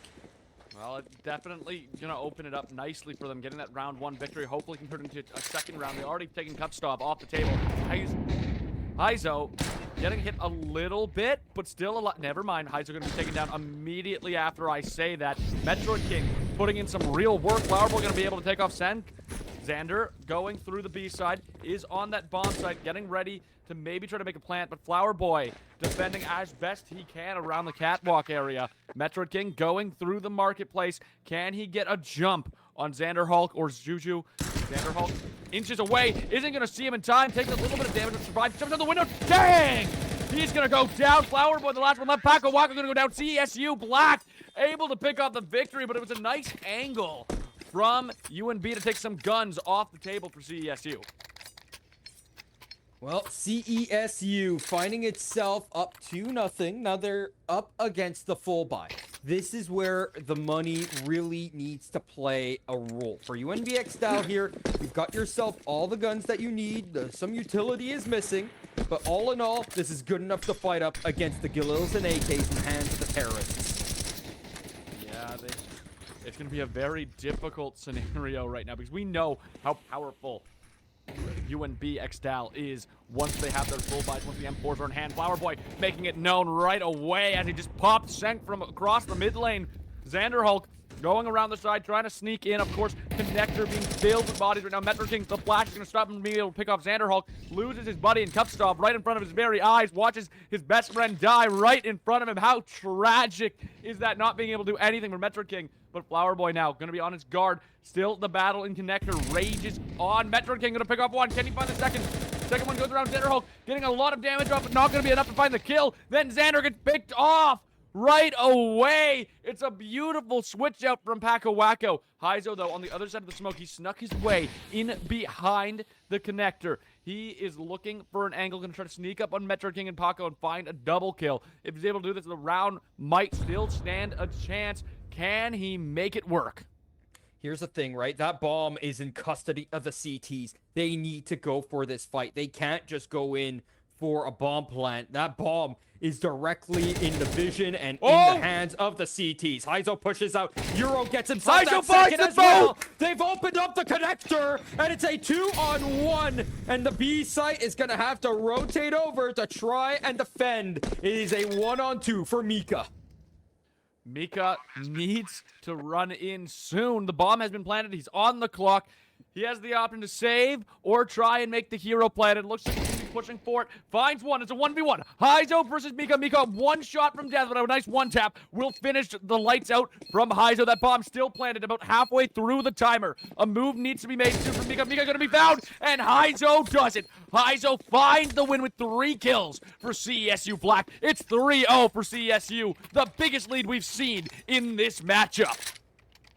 3-0. CSU Black haven't had too many leads to talk about. Nothing really to even write home about so far. This one, I think they'll be very happy to be up 3-0 on the T side of Mirage. All things considered, this one's more of a 6-6 style map when it comes to the sides. Here comes Sank right out of the gates and opens up the A-bomb sites.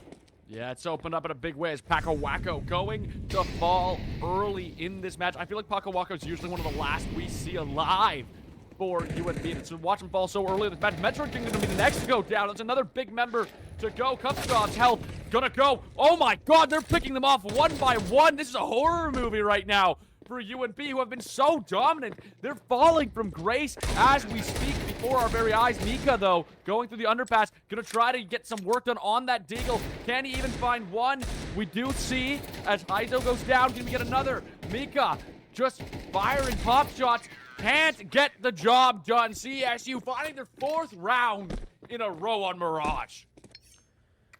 4 in a row up against that low buy. It is beautiful. Gives them some confidence to work with. This is what I was hoping they would do on Anubis, right? Gather some, just some emotion of some kind, right? Anything to really just say, oh my god, I am ready to get this going, right? We have the momentum. They are in our clutches. They did not get that opportunity. They won 2 rounds and then they lost immediately. At this point in time, they've got the momentum securely in their hands.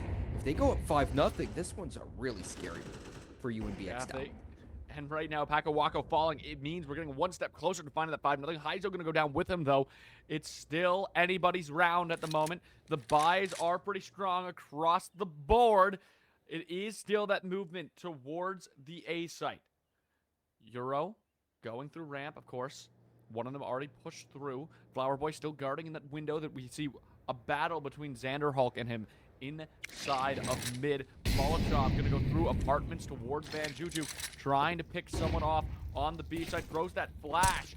Can he find Mika? The 1v1 is live, shooting through the bars. No shots being hit just yet.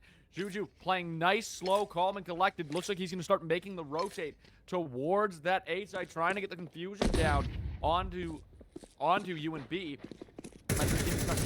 Both sides to come in. He finds one, able to get the return kill. It's now a 3v3. Senk, Euro, and Juju against Cupstop, Mika, and Flower Boy. Bomb is planted. What move are we going to see from UNB? Where's Juju looking at? He's looking inside the window every which way, but not correctly where the CT is looking. Senk and Euro need to work this out together. Kovstov and Mika in a 2-on-2. They're both coming in from CT. Both have been spotted now, and the bomb's still not tapped just yet. More than halfway done. In fact, there's no more time unless Mika jumps on it right now. Finally, he does, and the kills come through. There's more than enough time for the bomb to be defused. UNBX DAL gonna be able to pull one back off the back of those full buys. It's 1-4. Is this where UNB starts trying to collect their momentum and put this to bed? Can they stop CESU in their tracks? Or CSU, is that just going to be a one shot in the pan before they start going on a dominant tear to try and turn this into a 2-1 map pool? Well, let's see what he can do, because the side of CESU need to win 3 maps in a row from here on out to reverse sweep UNBX DAL. And you find yourself in a situation, if you are UNBX DAL, that you don't even want to lose this first map. You don't even want to give them the chance to hope. But so Heizo, far, though, looking so good for the T side. Heizo giving that hope back immediately in this round. We watch Metroid King get picked off pretty quickly. A minute and 25 still on the clock to find that bomb plant. Sank gonna go down as well. It's a 4v4 at the moment. Euro trying to push through ramp into that A site. We're watching lots of utility spent. Smoking connector grenade can go through by Cupstop. Is gonna find a little bit of damage off on Xander Hulk. More utility being thrown into that smoke, into that no man's land. Trying to stop them getting through, but Cupstop going to be picked off by Juju. Heizo guarding window, and it's going to be successful as Flower Boy doesn't expect him to be in that vent. Paco Wacko, though, able to get a kill from the balcony, but is going to go down himself. Now it's just Mika against the world. Planted bomb. Mika probably going to look safe. No, he might go for the hero play. AK-47 not going to be enough damage as Heizo finds the kill. 3 alive for the side of CESU Black. That one is clean as you like. And once again, Heizo finally back on the server. Heizo has been our talking point day in, day out for the CESU Black team. And you see the difference that he's making. He's got 10 kills. The rest of his team, yes, he's got some teammates there to help him out, but it's not the same. It's not. If there's no Heizo, there's no CESU Black in the grand final here. And CESU Black without Heizo are lost. Heizo there. Oh. Yeah, look at Flower Boy getting the kill onto Xander. But at the end of the day, Heizo's still alive, and he got Kovastov already to start off the round. Yeah, Heizo alive, finds a very strong member of UNB, but Mika sitting in the kitchen. Is he going to be able to pick him up right away? No! He misses the shot. Juju able to find it. I'm shocked. I'm shocked for the outplay by Juju there. That is a crazy play from Juju. And the push-up from the side of the CTs just does not work out in their favor. Suddenly, you're up against Heizo and Juju on low health. Flower Boy and Paco Wacko in the same world. Everyone's one shot with a bullet to the chest or the legs. Metroid King and Euro, the only two on full health. Meanwhile, Flower Boy, the only one towards this B site. He should be able to get one as a player jumps out of the window. But that bomb still should be able to go down onto the bomb site. Plenty of time for this retake to come in. Huge nade in front of Metroid King's face. Metroid King going around. He's going to get sniped down. There's the full health member down from UNB. It's 2 against 1. Heizo, of course. A shot to the leg will do it. Paco Wacko on the other side of the map. He's going to save. Oh, there has not been a lot of saving happening on this game so far. We finally find one.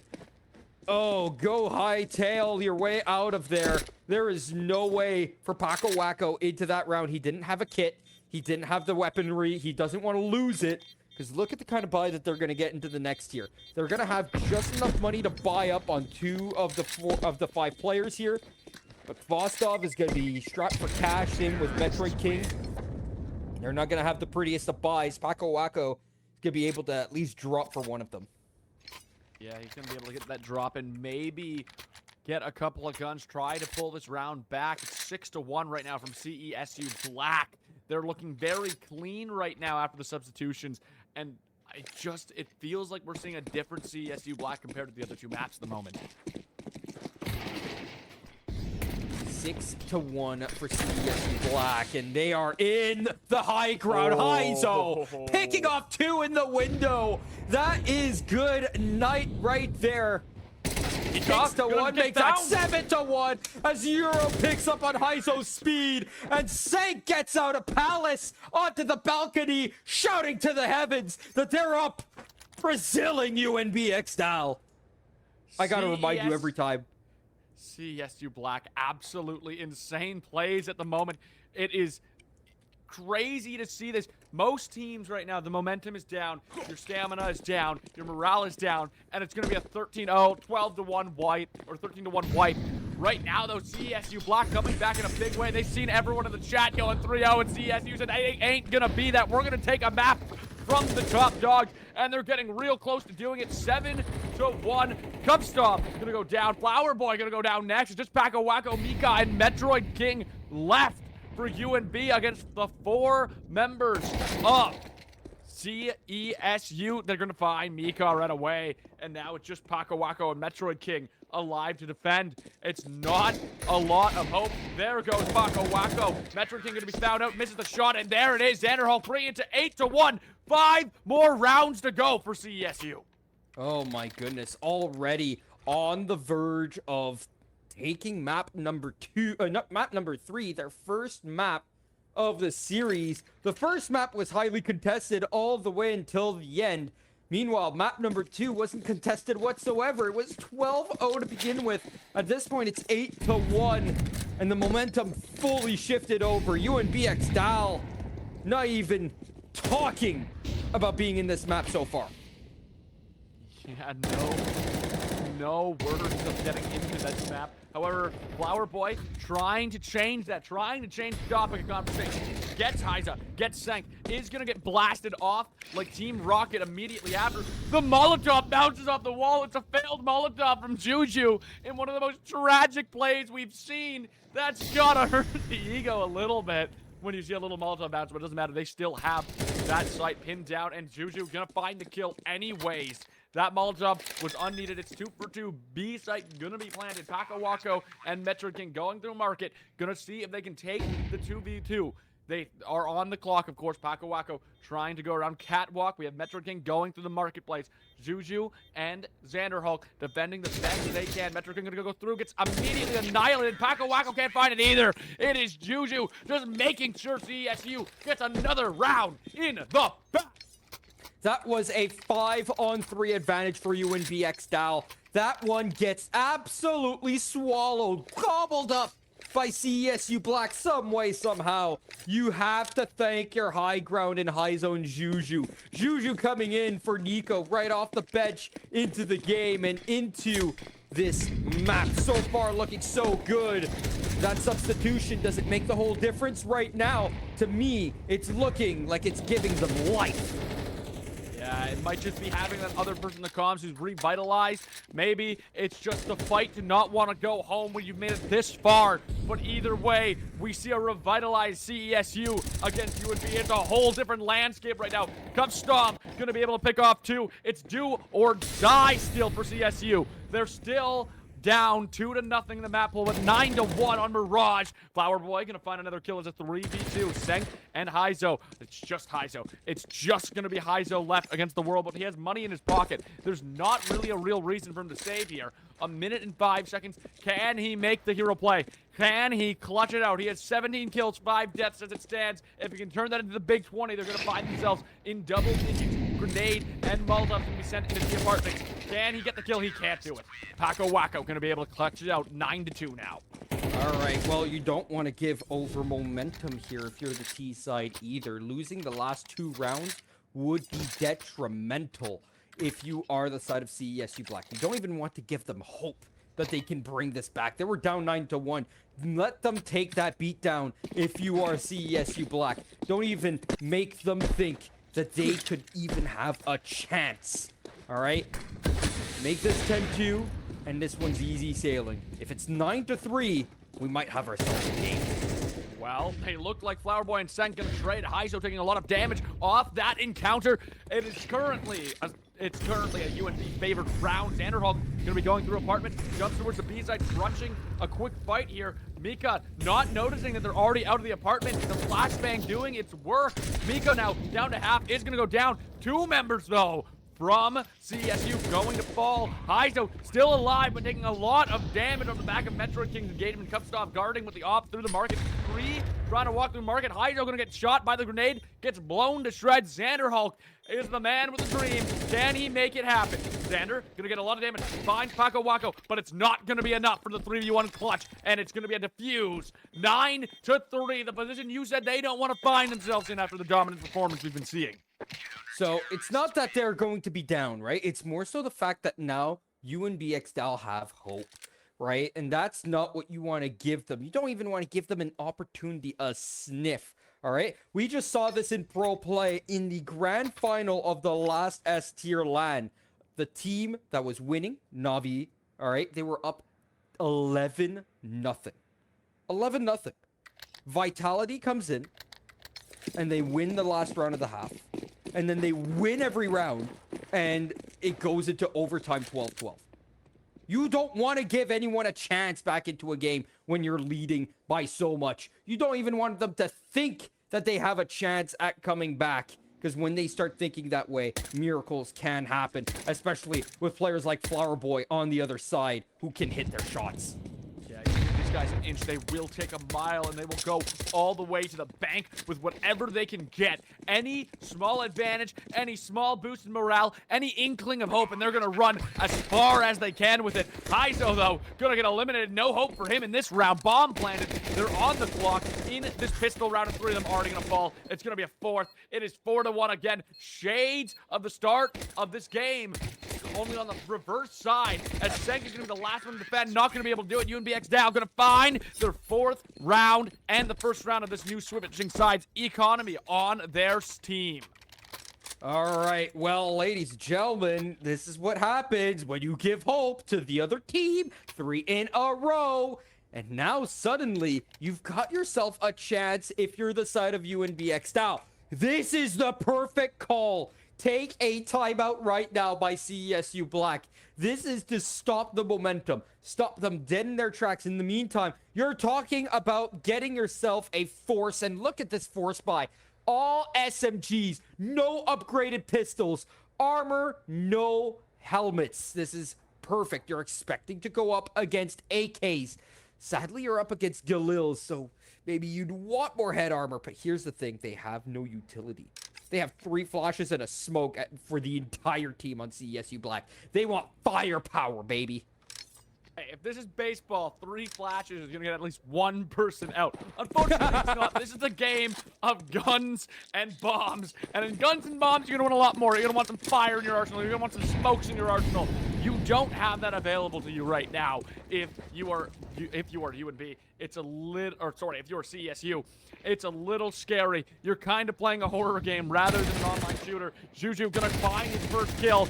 There goes Flower Boy. Cup stop. Metroid King goes down. Mika down to 1 sliver. It is still a 2v2 though. It is a 2v2, but full health lie on the side of CESU. Paco Wako try. Mika able to finish the job, but Mika 4 HP. That's all he's got in the tank. He needs a 1-tap if he's going to find Euro. That is the mission for Mika. He needs the jump. He needs the angle. Of course, it's an op. An op's not going to do much good if it is that 1-tap for the kill. This scout is going to be difficult. Yeah, he's got to pick up an AK. Good. Has the AK. Knows Mika's down a lot of health. Finds him. Easy work. Light work. 10th round for CESU. Oh, what a beautiful play there by, in the end of the day, by Juju and Heizo. They worked together around the box inside the ladder room, right? They took heavy contact between the two. When one had aggro, the other one pushed in, and it did great. It did wonders with nothing but SMGs. They come out of that round with a round victory and an AK on the CT side. The AK is the strongest rifle you can get, and you can only buy it on that T side. When you have it in your hands on the CT side, you feel so powerful. But look at the repercussions from this. They still can't buy that much on the side of CESU Black. They still have nothing but a couple rifles, and we're talking lower tier ones. Yeah, but to be fair, it's not a lot from the side of UNB either. This is like a half-buy round for everyone. Cupscott going to be able to pick off Xander really quickly there. Juju able to find 2, 3, 4 go down. Juju is a legend right now. Heizo going to be able to finish the job off the back of Juju's amazing performance, and he is keeping them in this 11-4. You missed that. You missed that. He got a collateral kill. He killed the player in the back of bench with that last bullet. He didn't just get 3 kills there. He got 4. He killed the player in the back when he was trying to shoot the player in the front with a collateral. That is so huge. That is unfathomable. That's not just luck. That's skill. You need a certain amount of skill to be able to do that. And, well, this is all CSU. It's coming up for them. They put UNBX down in the dirt, finally. In the dirts of Morocco Mirage. There's only going to be 2 left. They're up 11-4. Paco Wako and Metro Green really can't afford to lose this round, but there's not a whole lot they can do. Paco Wako gets a little bit of damage off of Heizo, but Heizo feeling strong, feeling confident. Doesn't matter. Heizo's going to hit the ground as soon as I say that. Sent, though, finds him in the scope, and now Metroid King. 1 shot from death. It is going to find 1 kill back, but it's not enough. CSU, 1 win away from taking Mirage. Juju in these last couple rounds has accelerated something like crazy. A 3K 3 rounds ago, a 4K last round. You see all the impact that he brings to this table, having been subbed in. Him and Heizo working together like this. UNB XDAL are going to be in deep trouble heading onto the next couple maps. Anubis has already been played. Overpass has already been played. Both claimed by UNB XDAL at this point in time. Mirage to CESU Black is looking very much so like the case. However, Paco Wako and Cupstop, the only thing away from them being able to take map 1. Heizo goes down. It's still a 3v2 for them. Paco Wako and Cupstop have those AK-47s in hand, trying to keep this map alive, trying to stop it from going to game 3, but the likeliness is not looking great. Juju going to be going through the ladder, trying to see if he can find one of the two that are stopping them from taking this match 1. They are guarding each other with their lives. They have the bomb in hand. Smoke's going through into that window. 3 on 2. A little bit of greed from Heizo. He wanted to go for that ace. He already had 3 kills in the round, but he lost the op because of it. But here's the thing. The CTs have the advantage and man advantage. And Kvostov left alone. Doesn't know where to look. Surrounded on all sides and doesn't have the bomb.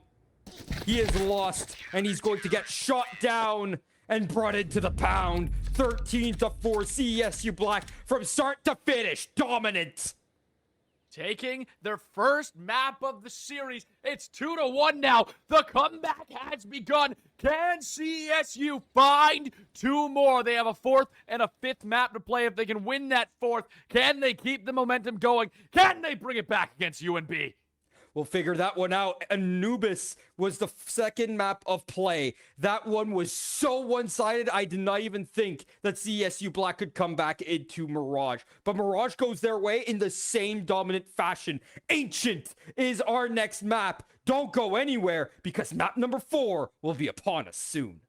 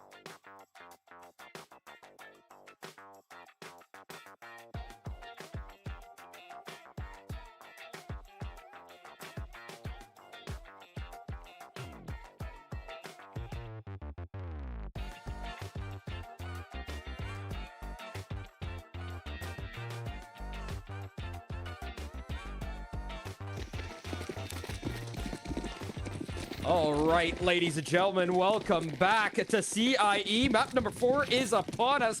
UNB DAL winning the first 2 maps, and CESU having gotten themselves back on Mirage. Now we're on Ancient, and it's a rush down through the red room towards the A-bomb site. Towards the A-bomb site, and right now, it's already one member picked off. We see Xander Hulk already going down. Juju gonna try and pull some stuff back here, but already taking a ton of damage. Flower Boy going forward. Can he make a play for UNB? We just watched Paco Waco hit the floor hard. UNB, though, have that bomb planted, trying to take an early game 1, and it feels like the game 1 is so crucial to building this momentum. 2 members on each side down. Metro King trying to fire some shots up, but Uro coming in, rapid fire with the pistols. Mustang and Sally going forward. Uru just running and charging in, has the knife, watches them all fall. It's a quick victory early on here for CESU. Well, CESU getting that bomb defused and getting that round win with the dual Berettas in the hands of Euro. Double up there. Heizo showing off as well that he's got what it takes.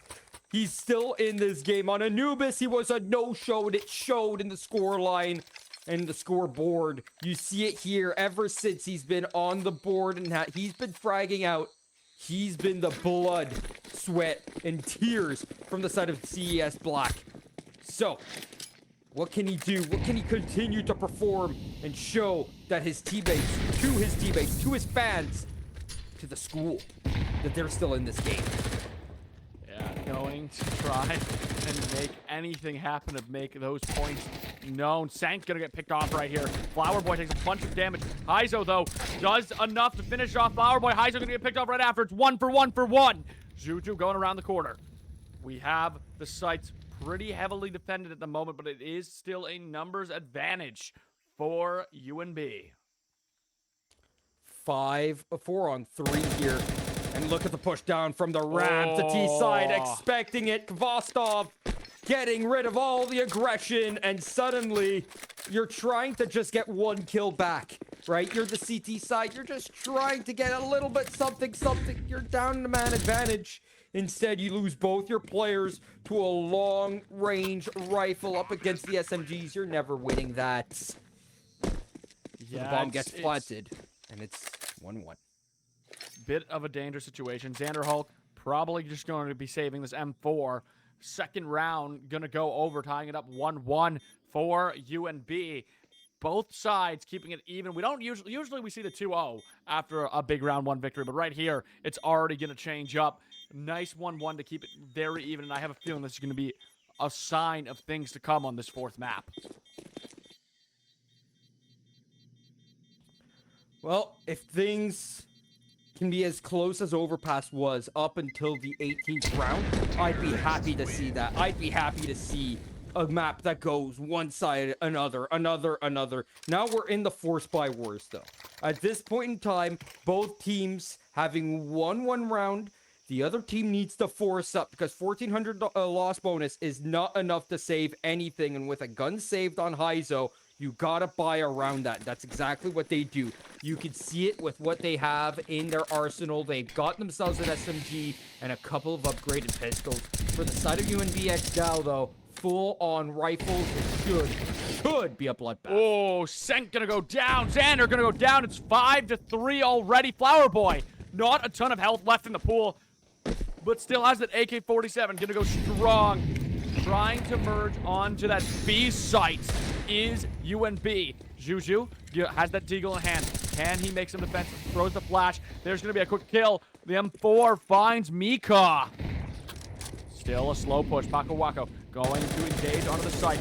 Finds and kills CIESU immediately. Bomb going to be planted here as Paco Wako lays it down. It's armed. Timer available. Juju and Uru going to need to figure out how they can engage this in time. Uro gonna go down. No more need to risk your life. Juju is heading out of there.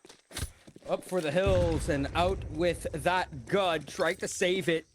CIESU saved it in the last round, trying to pass it over like it's a family heirloom, but he's being hunted for it, and the family wants to steal it away. And the banks come calling. They repossess the M4. You get the M4 back in hand. You get the round victory. You have a lot of money on your side. The only one who's even looking a little broke after his buy is Mika. Other side, it's all pistols. We don't have money to buy. We have to take an eco round. Means it's probably going to go 3-1 to UNB Dallas. And you know once UNB starts pulling away, it's a scary situation to be in. This is a very scary situation regardless. No matter what, right? For both teams. You don't want CESU Black, if you're a UNB DAL, to even let them think that they can reverse sweep you. And on the other side, you want them to feel fear if you're CESU Black. You want them to be scared. You want them to be uncomfortable. And right now, uncomfortability is what both teams feel. They would be a lot more happy if they could just take a lead and run away in the sunset. Yeah, you want that lead. You want to feel safe in these matches. It's so much easier to play a game like CS2 when you are calm, cool, and collected, able to just flick that cursor around and trust in your skill. But when you fall behind, especially in grand finals against two of the best teams that Collegiate has to offer here at CIE, it is never going to be an easy moment. CIESU going to get completely annihilated off the back of a grenade and a Molotov. It's forced to go around right now. Bomb already planted on that B site. No members rotating just yet. We still see them just guarding A site, haven't found the push, and at this point, it might be too little too late. Well, 3-1 here, trying to find a couple of exit kills on the CTs because they've got nothing but pistols. They want to take away this Galil, and he's got himself 4. Great job there to keep things going to a minimal in terms of the economic damage dealt by CESU. UNB DAL, look at the money they've got. Everyone's got at least $5 grand. They're going to look fantastic economically. Paco Wako getting 4 kills off just an exit there. Completely calm and collected. CSU, surprised to see the hunt go on. They were very, very late on the rotation from that A site. All things considered here, CSU Black could easily make things very uncomfortable for UNB DAL. Right now, they're not the ones in the driver's seat, though. Down 3-1. Here is the full gun round, though. Full rifle against full rifle round. This one's scary as Xander Hulk pushes up on the catwalk and gets himself domed. Meanwhile, the CT side invaded from all ways of life. CIESU still down mid. Needs to look in 3 different directions. Plays the trigger discipline. Only gets 1. Needs to switch over. His teammate, does he have his back? The answer is yes, and he's able to hide away. He doesn't get the kill down towards the B bomb site. That was the bomb player, though. You're not going to expect the A site to be invaded up until the smoke comes in. And now suddenly the petty drops. And now 3v3. CIESU, most of his health. Senk's full health. Uro, Paco Wako gonna take Senk. Never mind, there goes the full health bar from CESU. And now Metro King going to find a kill. Paco and Metro against Uro. Uro can't pull one back. UNB gonna take it 4-1. 4-2-1 for the side of UNBX. DAL and Heizo, he's been performing. But I mean, look at the rest of his team. 4 kills combined between the 4 of them. 2 players aren't online whatsoever. Xander, Hawk, and Senk need to find some connections to the domes here. And I would have taken a timeout by now once again.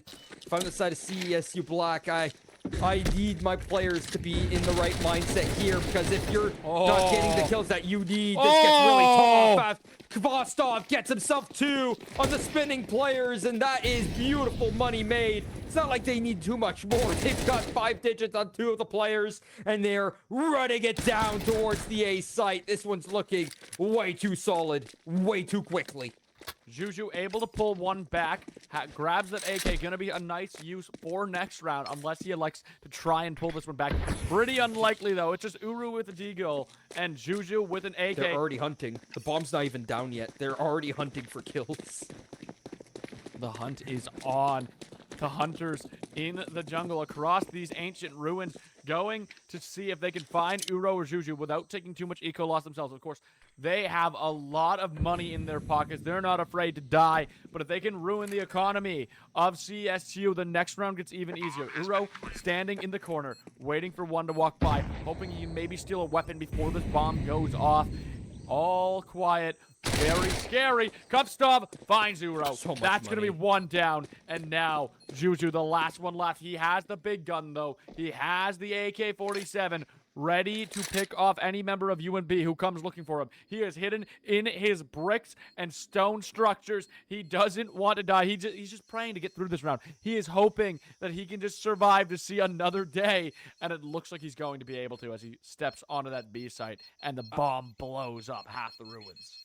I have no idea why they haven't been hunting this round. They hunted the earlier rounds, but they got so much money here on the side of UNBX DAL. You know you're up against a safe, but you don't want to give over that AK. You don't care how many manpower it takes, right? How many kills you give over. As long as Juju goes down and that AK isn't transferred to the CT side, I think you're a bit happier. But here they've got the AK. That's a bit of an advantage here for that CT side. And if you're Kovstov, you got to get rid of that MAC-10 here. You've got way too much money to just keep playing with that MAC-10. I know you haven't died yet, but that doesn't mean that you should. Let Metroid King buy you an AK. That way he doesn't lose money, because Mac's money is 16,000 and he's on 14-2. He's going to lose money whether he wins or loses this round. Yeah, it is a bit... It's a very difficult position right now from CESU. It's about like last match, we've really seen them come, have that dominant performance. But right now, CSU has fallen quite a bit off. They're not finding a lot of money. They have some guns this round that they've chosen to buy, but it's not going to be an easy victory for them. Xander Hall going to go. He does find 2 kills. Cupstop goes down. Flower Boy goes down. Metroid King goes down. Heizo killing everybody in sight. Smoke goes down. This could be CSU off the back of a timeout once again, trying to pull it back. Maybe they just needed a second to breathe. They took that second, and they're back with a vengeance. Well, finally, here comes the close game that you and I have been looking for, that everyone in chat has been looking for, man. It's a 5-on-2. The desk isn't closed just yet, though. 75 seconds left on this clock for Mika and Paco Wacko to do something improbable, unthinkable, but nah, Mika left alone now, and that's going to be curtains, as it's 5-2. CSU Black getting one back. But here's the thing. There's so much money on the T side here that there is no fathomable way that this economy ever breaks. By the time they go down to 0, they will have near max loss bonus. That's if they do lose any of the next 2 rounds. Yeah, they have a sizable loss bonus coming in to let them buy some much needed weapons. CSU has been in a bit of a predicament, but this first round back could maybe be what they need to start pulling some back. This is still a very close score. It's still anybody's map at the moment. 2-5. Heizo misses the shot. Heizo misses the shot. Goes down. Metroid King picking up the kill. Sanderhawk going to be next. And it seems like CESU losing that momentum in the blink of an eye. It's just Uro and Juju. Bomb planted. AK still in hand for Uro. AK still in hand for Juju. Can they turn it around? We're watching a slow crawl at the moment. One station near triple. Oh, again. Oh, it's hard. The T side is not hunting this. Only Kvostov really thinking about these hunts so far, and by the time that they're thinking about it on the T side, it's not that it's too little too late necessarily to go hunting, but you don't know where they are. You could go by committee and really get yourself that easy kill, that easy... That's a clothesline.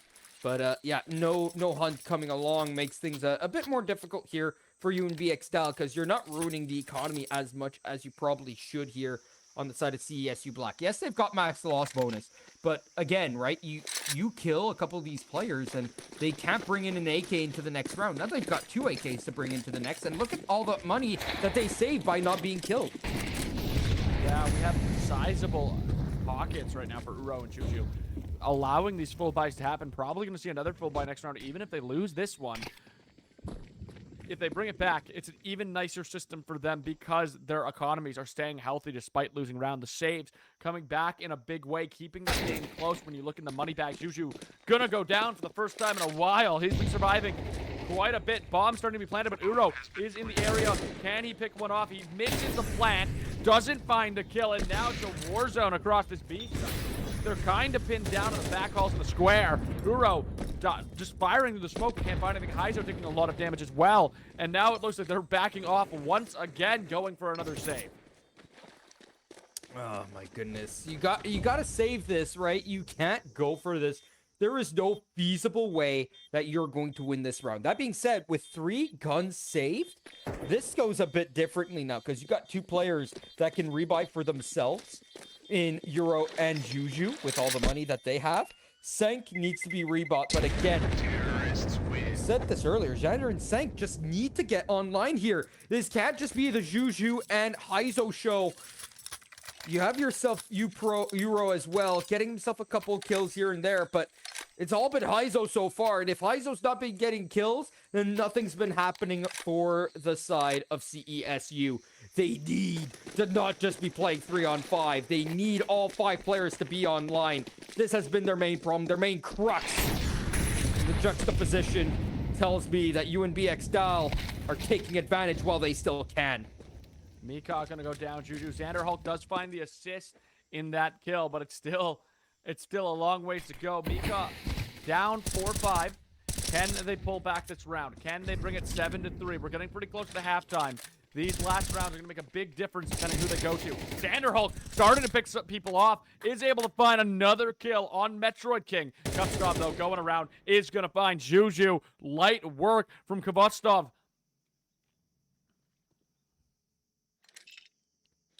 4-on-3.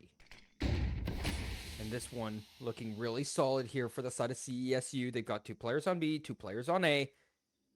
And now they just wait. Lying in wait as Paco Wacko pushes up, and he could get a huge double here. But here's the thing, is that his teammate gets spotted before he ever does, and tried to ring around the Rosie. Can't do a thing. 1-on-4. And that over. Quick as you like. Hopefully they could get more here on the side of CSU like that. Especially if Senk can continue on here, because he finally gets that first. Yeah, like you said, they needed Xander and Senk to start playing the game. Xander able to find a lot of damage in that round. Senk able to find his own kill in that round.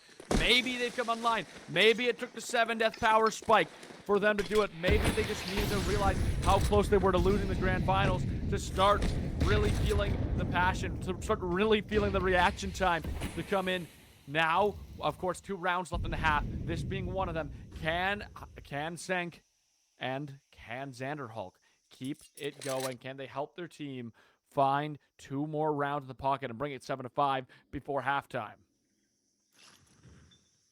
They're postulating just outside of the A bomb site, but these 2 players lurking towards the B lane are making things a little bit hard. Flower Boy trying to open up, and this could ask for a rotate, but they are smarter than that on the side of CESU. They are waiting. They are patient. They see all this utility. They see all this patience. But what they don't see is the bomb. And look at this mid play here. The smoke's gonna come in, and 2 heads are gonna be spotted. That's plenty of information. You know this is coming towards the A site, at least towards Donut. The bomb was not one of those things spotted, though. Here come the fights. Oh, that's 3 down immediately. It's just Metro King and Flower Boy left for CSU. Of course, Xanderhawk and Juju gonna fall. There's gonna be a shot fired. Heizo takes one out. It's just Sank. It's just Uro. Uro versus Flower Boy right now in the 1v1. Bomb gonna be planted. And this is where it gets real interesting. The 1v1, both down. Flower Boy about 1 shot from death. Uro about 2, but through that sniper rifle, all he needs is to land that crosshair, and it's going to be the kill. Uro on the clock needs to find his way in. Can he get the kill? Can he secure the round? He needs to hurry if he's going to do it. Taking his sweet time, but he doesn't have a lot of time left. The bomb ticking away in front of him. Can he make the play? He's still going in. Is there even going to be enough time? Throws the grenade. Misses. Oh, no! He's alive! No time. Flower Boy lives. No time. Finds the shot. Is going to explode with the bomb, though. Everyone dies, but it's a round victory for UNBX DAL. That is so huge for UNBX DAL. They don't even allow CSU to get any breathing room to even think about the comeback. And here we go again. This one-on-one was so huge. And in the nick of time, able to dodge, neo-dodge his way out of that nade's trajectory. Just barely able to survive and giving UNBX DAL another 5-round lead. And with the kind of buy that they've brought into this one, it's looking like more of the same. Bomb goes down 3-on-3. More heart attacks. They are able to find that plant really early. B site is guarded by the G's. Mika gonna go down though. Xanderhawk able to find the kill. Xanderhawk trying to come back in a big way. Heizo gonna go down to half health. Side by side. Kuvzov touching tips as they go down, and the guns not enough. It is gonna be a victory 4-8. CSU brings that last round of the half, and now we go to the pistol round and switch the side. 4-8. It's a bit rough here for the side of CESU to try and bring that one back on the T side. This map, slightly T-sided, right? It's a bit more so than CT side, but it's not by that much. I'd expect this to maybe be a 7-5, which means that this game could end 13-11. And if it does, that would be map 3 and victory for UNBX DAL. $300 richer would the team become. However, here's the thing with Counter-Strike. There's a reason why we're still playing. Yeah, there's always a reason. They could find an early round. If you find that early round, you can take 2 in a row off the economy usually. Flower Boy gonna go down. Heizo gonna go down. Cubscott gonna go down. Metro King, Paco Wacko spraying and praying. Is it gonna be enough? No, he's surrounded by all sides. He's able to turn one back. It's Xanderhawk and Uro versus Mika. It's the it's 2 of them who need to pull it back. Find that victory. Bomb is planted. Mika trying to shut it down. Takes a lot of damage trying to fight through there. It is a very difficult hill to climb if you're trying to find your way through that tunnel. Can they make it all the way through? They can't. Uro, a well-placed shot, drops him like it's hot. It's 8-5. 5 for CESU Black. They win that pistol. If they get this conversion, they get themselves up to 6 and no force from the side of UNBX DAL. They decide to go for the buy in the next. It's the safe call. It's the safe option, and it means for CESU Black that they have a clean one unless this mid-stack really foils their plans. Triple nades don't deal any damage, and now they have all the information they need. The bomb can go directly onto the bomb site. No one is there to deal with it, and Heizo gets himself those 4. It is clean as you like, as you should be able to do up against nothing but the default pistol. Heizo lights it up through the smoke, finds 4, Uro finds 1, and now it's 8-6. It's anybody's map right now. The economy advantage is on the side of CESU. Of course, we are seeing a full gun round, but the money is still in their pocket should they lose this round.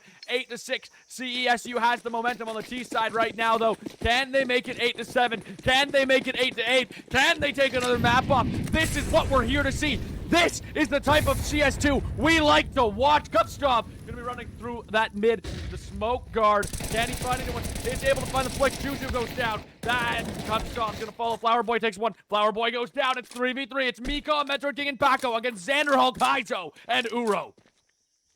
Here is the thing. If CESU Black win this round here, it's another save round asked of the side of UNB X DAL. That means that this could be 8-8 real quick. And for UNB X DAL, they cannot allow this to happen. Haizo is in the server. Senk and Xanderhulk finally getting some kills. In fact, Xanderhulk hasn't died in so many rounds. Euro and Juju in the server as well. And suddenly, you need your full team to come into the rescue. And Metroid King can't even get more than one. It's a save to man of the Paco Waco. And with nothing but an MP9, he needs to scavenge something else. A rifle down mid, maybe. But he knows he's probably being watched. He finds that rifle. He has the M4. Is this just going to be a save for him? Keep that M4. Keep that hero M4 for next round. Bring it 8-7. It's getting awfully close in the rounds right now.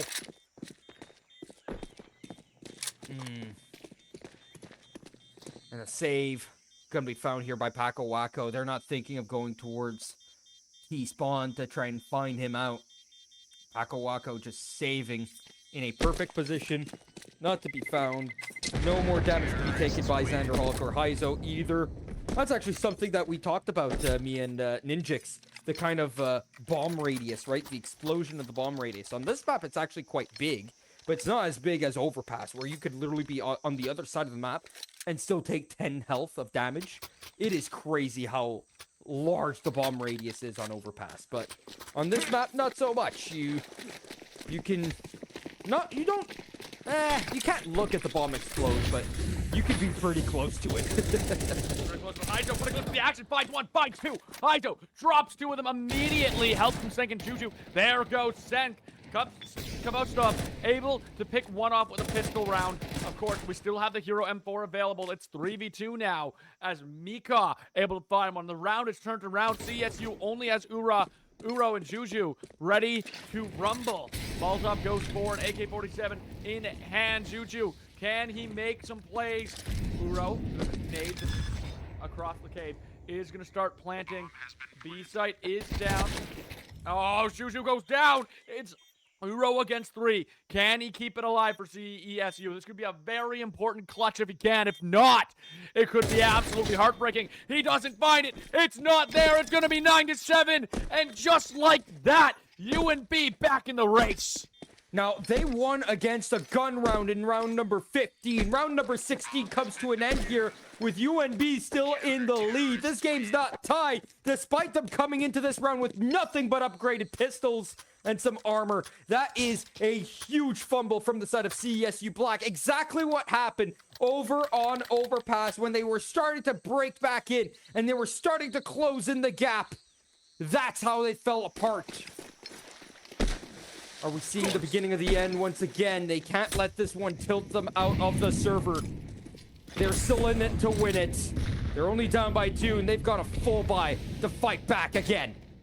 They need to win here. They need it badly just for the momentum, and it's going to start in a big way. Mika goes down. Senk able to find the AK one tap into the head. It is 5v4 right now. If they can win this, they're back and feeling good. They, of course, had the money, like you said, to get a full buy round in this round 17. However, after losing that, it hurts big time. Haizo, though, finds Flower Boy. It's a big Flower Boy. One of the strongest members of UNB as of late. And now the 5v3 goes live. Juju from behind finds Paco Waco. It's 5v2. They're back here in a big way. They might have dropped a round, but they're not dropping their momentum. They're keeping the foot on the gas, and now it's just Kavostov alive. Gonna try to save that sniper. Well, he's gonna try his best. Look at what CSU are doing right now. They've got fingers everywhere. No one's even looking at this bomb. Actually, sorry, they've got Xanderhulk looking at it. That's it. Everyone else is going after this gun. They want to take the op out of Kvostov's hands, and there's no way he can hold it together here. He can't even find the first. Would have been shot in the back regardless. But still, now that it's 9-8, the op is gone, and look at the money. They're going to need to force back into this one. On the side of UNB X DAL, they're going to have the money to do so. But look at this. They've got themselves a problem. This game is more than certainly tied. Oh, this guy's hard. This is hard. CSU, one round away from tying the scores. Like you said, it's so close to that being the case. Flower Boy, though, tries to open up in a big way, completely fails, gets sniped across the room. There goes Kvostov as well. It's 5v3 to make it 9-9. Metroid King trying to find the heads, is on the run right now. Sank gonna be the one on the chase. Realizes they're in a tight corner here. Metroid King finds one. He finds Xanderhook. He doesn't find Sank. Sank gonna finish the mission. Gonna finish the glory. Uro now gonna throw the Molotov. Mika able to get the damage off, but down at 19 HP. It's gonna be shot off right away, and now it's just Paco Wacko against the three of them. Bomb to go down, and Paco Wacko not even going to be entertaining the thought of going into this. Here's the problem, though, is that he can't even entertain the thought of losing this M4 either. This will be the only gun that will be huge in the next one. He won't be able to get the op, I don't think. Mika doesn't have the money for that. He will get his own M4. Metroid King might as well, but for Flower Boy and Kvostov, the two heavy hitters, the two heaviest hitters, they won't be having rifles in the next. Yeah, it's you're down on eco. Rounds are all tied up now because of CESU. And if you were hoping to not let the comeback be real, I got bad news for you, UNB. You're in a rough spot to prevent a game 3, or a game 5 rather. 9-9 tie game. And CESU Black in the driver's seat with everything riding on this round. Taking a lead, actually having a lead is so important in this moment. Yeah, the lead is real at the moment. Heiso going through smoke. They Ross, Upstop in the smoke, knows others are there. Senk gonna be the one who finds him in the smoke, gets the headshot. That's one down. Molotov's going out. This could be the story. Can they continue at 9-9 across this map? A nice slow play, a lot slower than the rushes we've been seeing in the last couple rounds. They do have the numbers advantage, a minute and 20 to plant that bomb. Molotov's going across the B side at the moment. A big push towards A. They do have the man advantage, but there are two players here and a third in Mika that can respond very quickly. Still, they're going to be coming in from two angles. With Heiso in mid, in that little cubby area, he's going to be able to be a disturbance, a nuisance. But the full rotate has come through. Look at the side of UNB DAL. They are risking it for the biscuit. And I think that they're reading this on the side of CESU. They're thinking about this. They know that they forced a full rotate. They're expecting maybe one player to be on the B side. They won't find any. It's a 4-on-4 as the bomb comes in. Back through mid, and they don't know where to take it just yet. The full fights are taking place. The bomb goes down. And it needs to be picked back up and brought somewhere. There's 20 seconds left. They need to run this down towards the B site, and Mika can't find the kill. Can they get there? They do have the bomb on the B side. It's a 3v2, but Metroid King going to turn into a 2v2. Bomb being planted. Bomb goes down. High zone Xanderhook. Metroid King and Paco Wacko. Only one team can take the round. Only one team can get the advantage. Heizo pushing his way through the smoke, trying to guard it. Paco Wacko trying to find his way in as well. The bomb timer is ticking. It's down. A quarter of the time passed. Paco Wacko still guarding the smoke. Is going to be walking face first with a barrel in his head. Heizo finds the kill. Metroid King trying to pull it back. He can't do it. CSU ahead. They've made the comeback in this round. It's 10-9 for CSU. Oh, goodness gracious. My goodness. This is a huge moment here for CESU. UNB might just be broken now. Here's the thing, though. They have the money. This is what matters the most. Kvostov has himself his op. Everyone else has themselves a rifle that they can work with. They've all been online, but it's been a couple rounds since they've gone cold. Meanwhile, on the side of CSU, they have all the momentum, and here they come pushing through the smoke. It won't work. Flower Boy gets the first, looking for the second, and that's where he gets it down, putting his foot right up and kicking his feet in relaxation. Flower Boy just finding 2 picks immediately off the back of that smoke. Feeling really good. Flower Boy, the reason they have 15 kills in this match. Such a strong player and trying to make sure this doesn't become 11-9. There goes another, and just like that, we're all tied up again. UNB takes round 21. The game is tied at 10. Look at the kind of money that they have on CESU Black, though. They have plenty of money built up.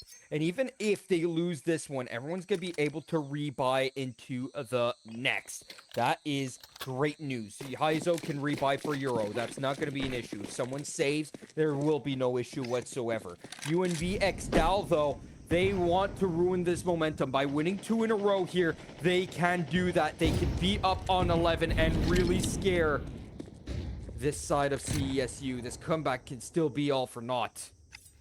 They're trying to do anything, because if you are down 2 matches and you come back and make it to map 5, you are feeling so powerful, and UNB will know they've let a massive lead slip. They want to put this in bed. They can't afford to go to a map 5, because at that point all bets are off the table and it might as well be a best of 1. Kupstov misses the shot. He misses the shot. That's not looking good for him. The grenade's gonna go into the building. He's stuck there to take the damage.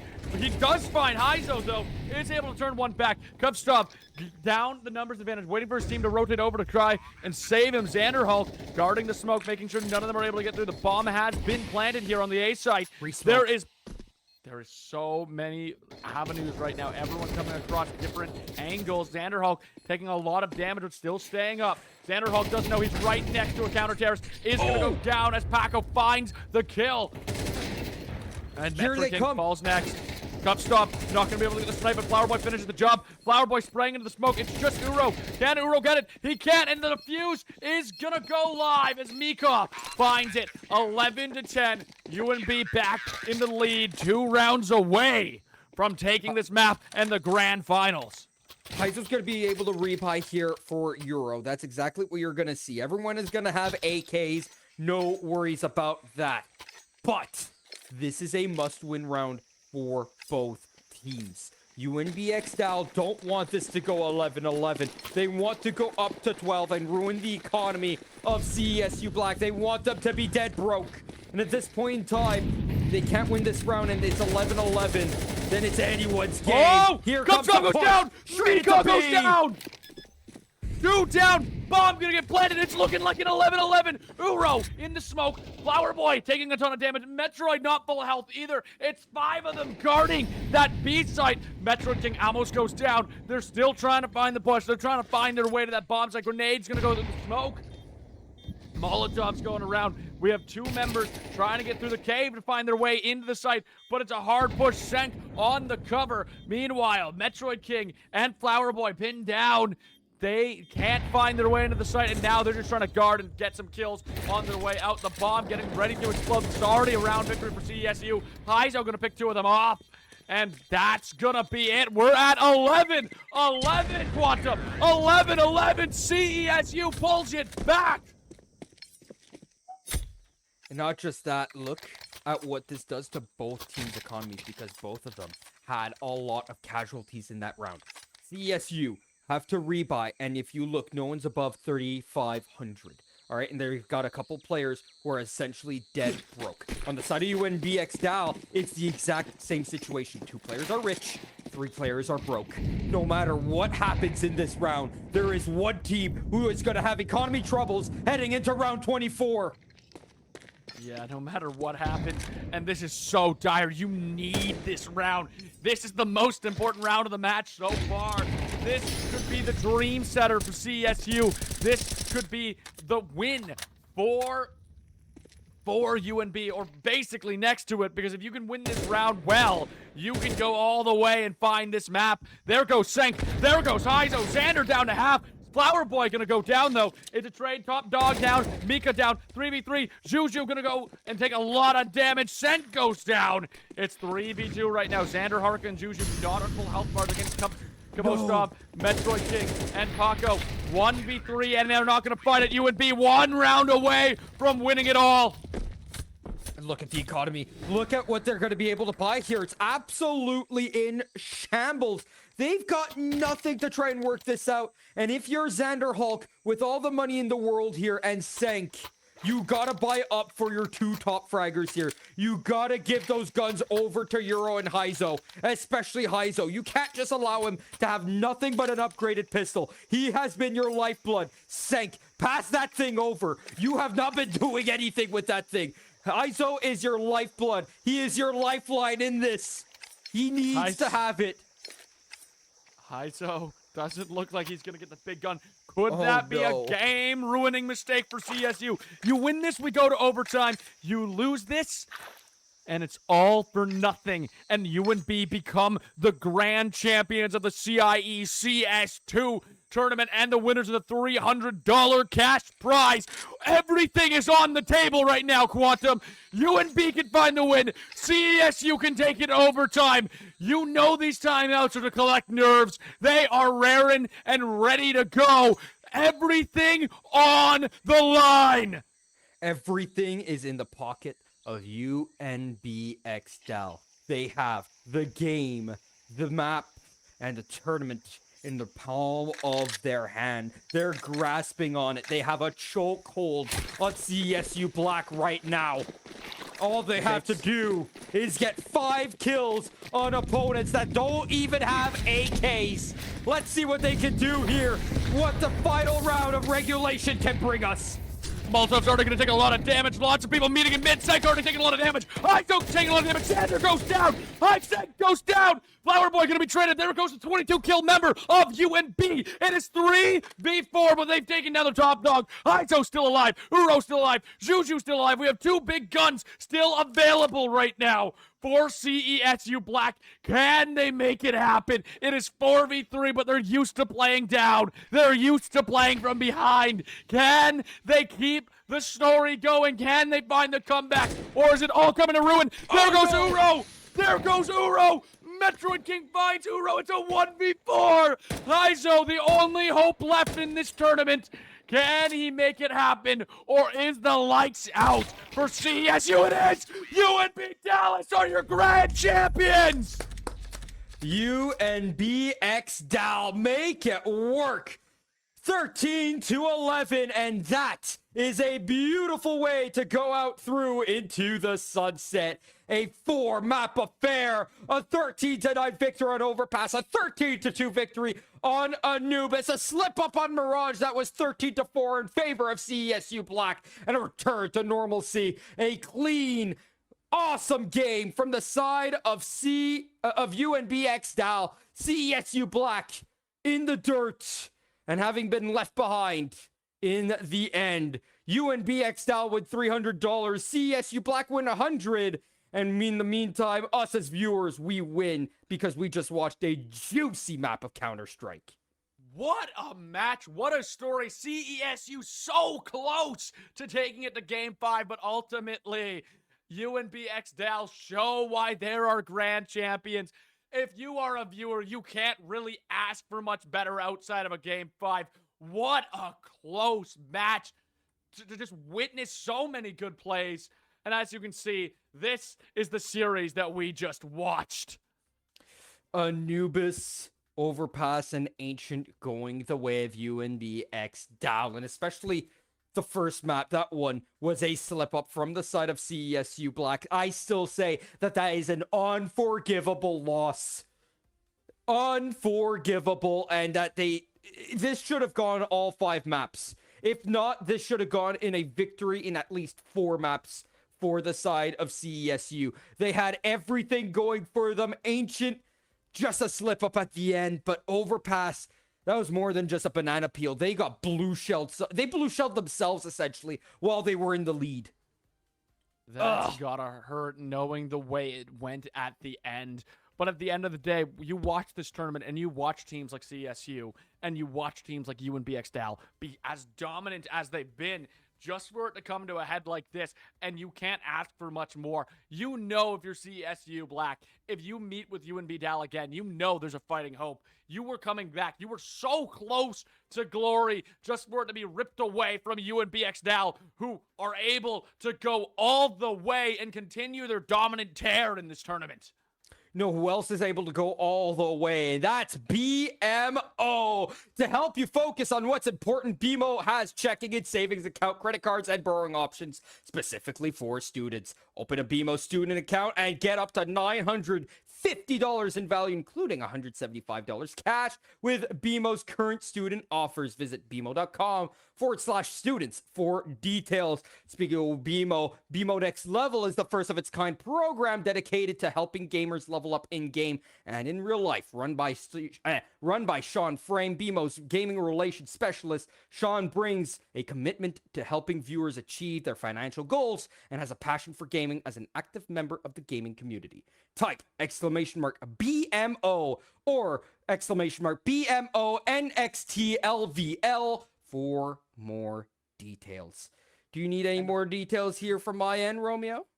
Well, of course, we do still have one important thing. There's 1 day left for the 1 of 0 giveaway of those 6 gaming mics they've applied CIE, which make you better at what you do. You can type !raffle in the chat of this very channel for a chance to win 1 of 6 gaming mics supplied by 1 of 0. You can code like a maniac, design like a guru, and game like an assassin. Take pride in your setup and look good while you achieve it.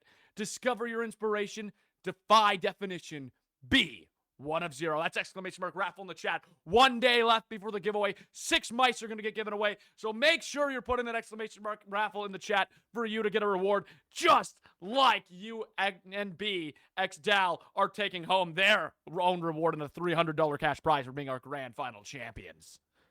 Well, with that said, ladies and gentlemen, I think we've got ourselves a wonderful game of Counter-Strike here, right? And I think I'm happy that we got ourselves such a wonderful game because this is going to give an opportunity to other schools to maybe think about getting themselves a CS2 program, right? You have a lot of teams that have Rocket League, right? Rocket League's the easy one. You only need 3 players. It's super family friendly, right? But here's the thing, right? If you're attending college, you're an adult, right? And if you are wanting to be a part of the biggest esports scene in the world, right? You're either in League or you're in Counter-Strike. And Counter-Strike has been unfavored by a lot of colleges and universities. I mean, to be fair, there's blood, right? People hate blood. They love family-friendly stuff.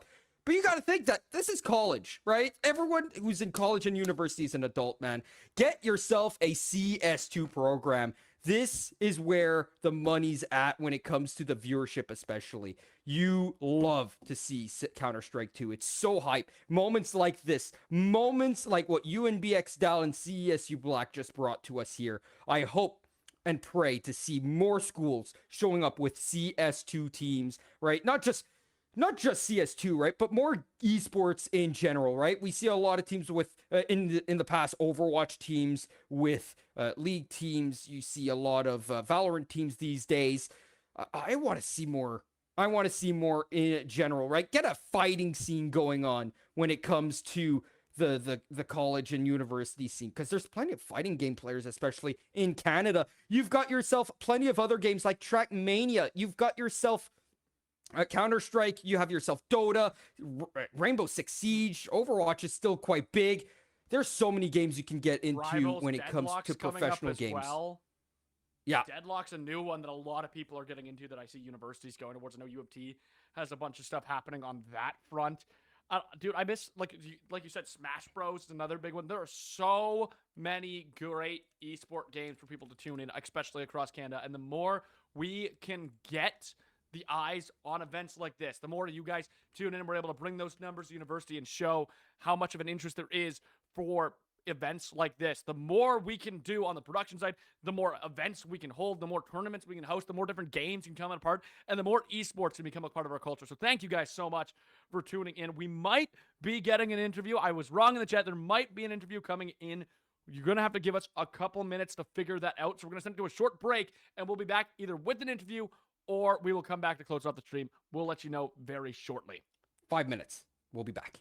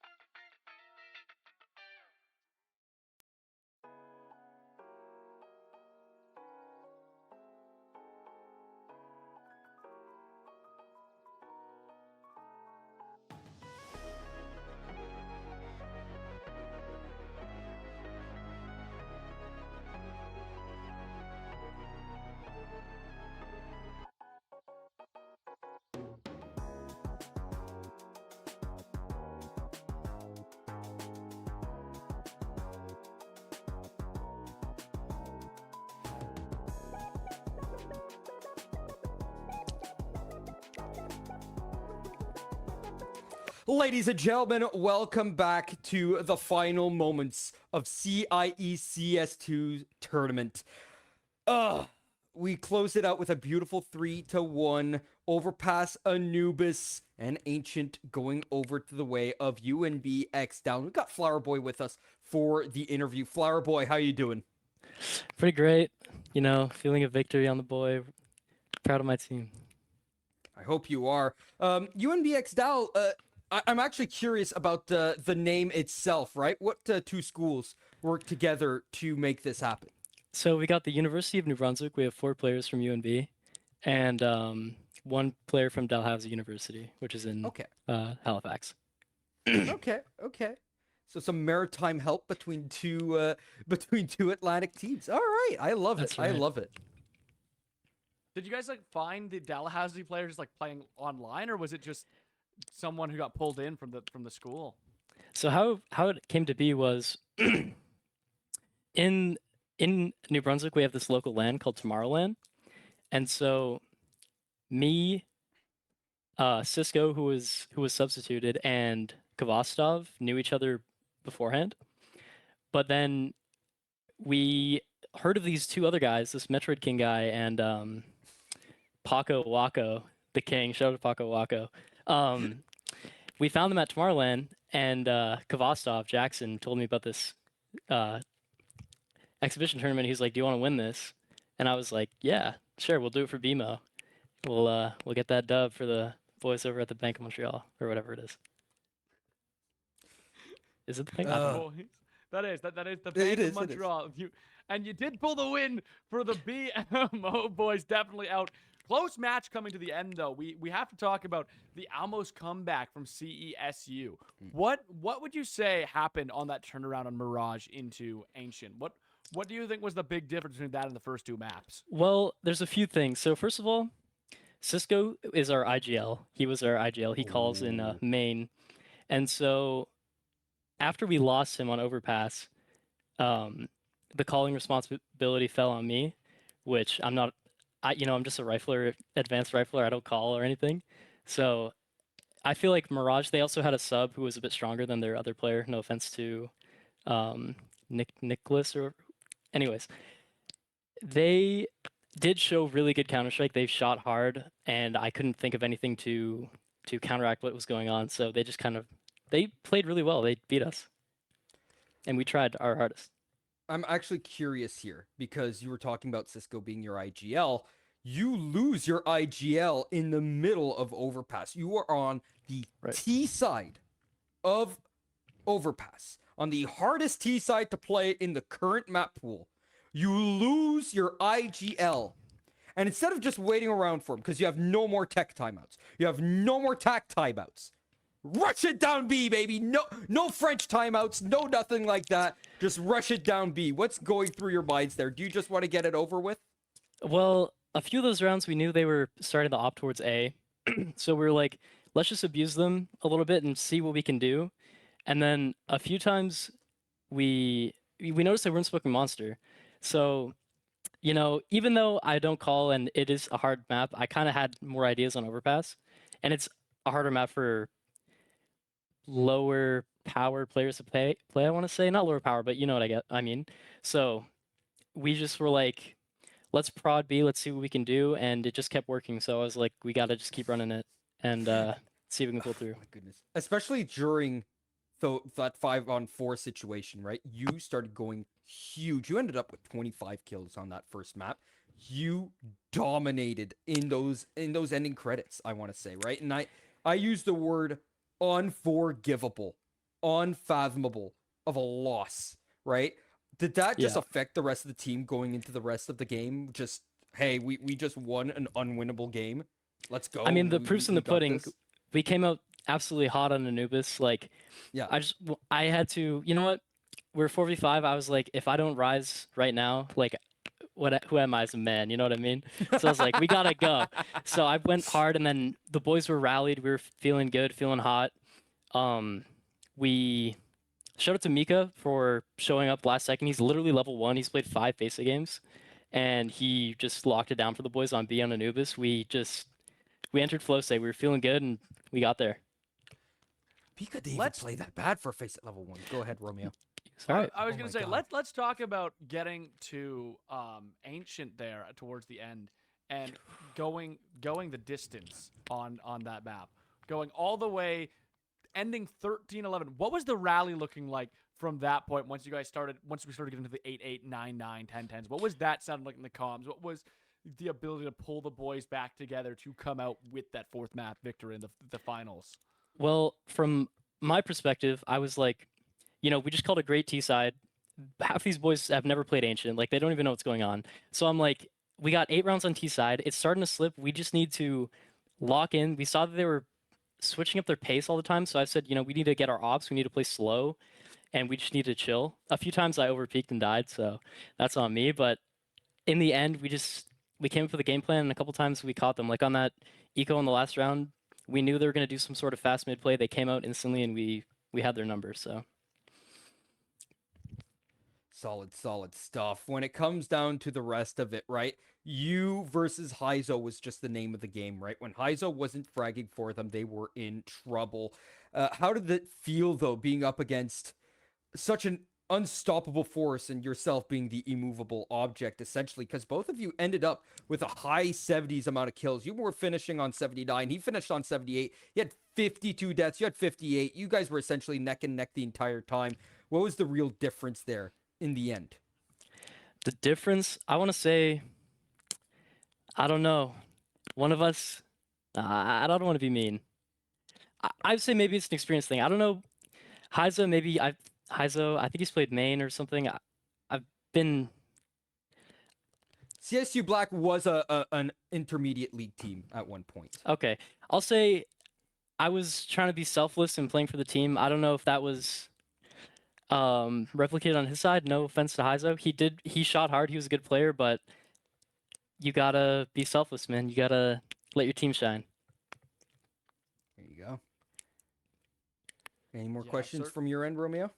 I was going to say, certainly some very hard-fought victories there. Heizo was looking like a very dominant performer, but once he was coming against you, and like even when you look at the kills, you're at 79 across these 4 maps.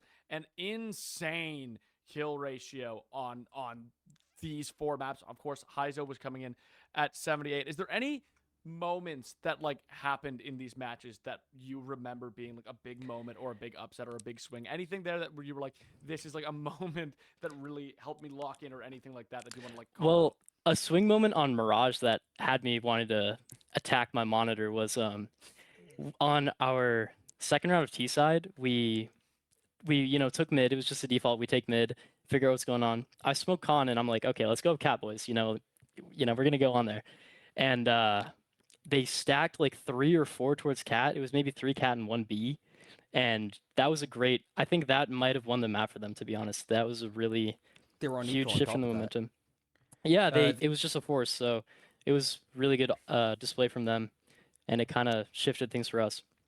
You guys were in bad straits actually in that situation, that very moment, right? You guys had just won 3 in a row.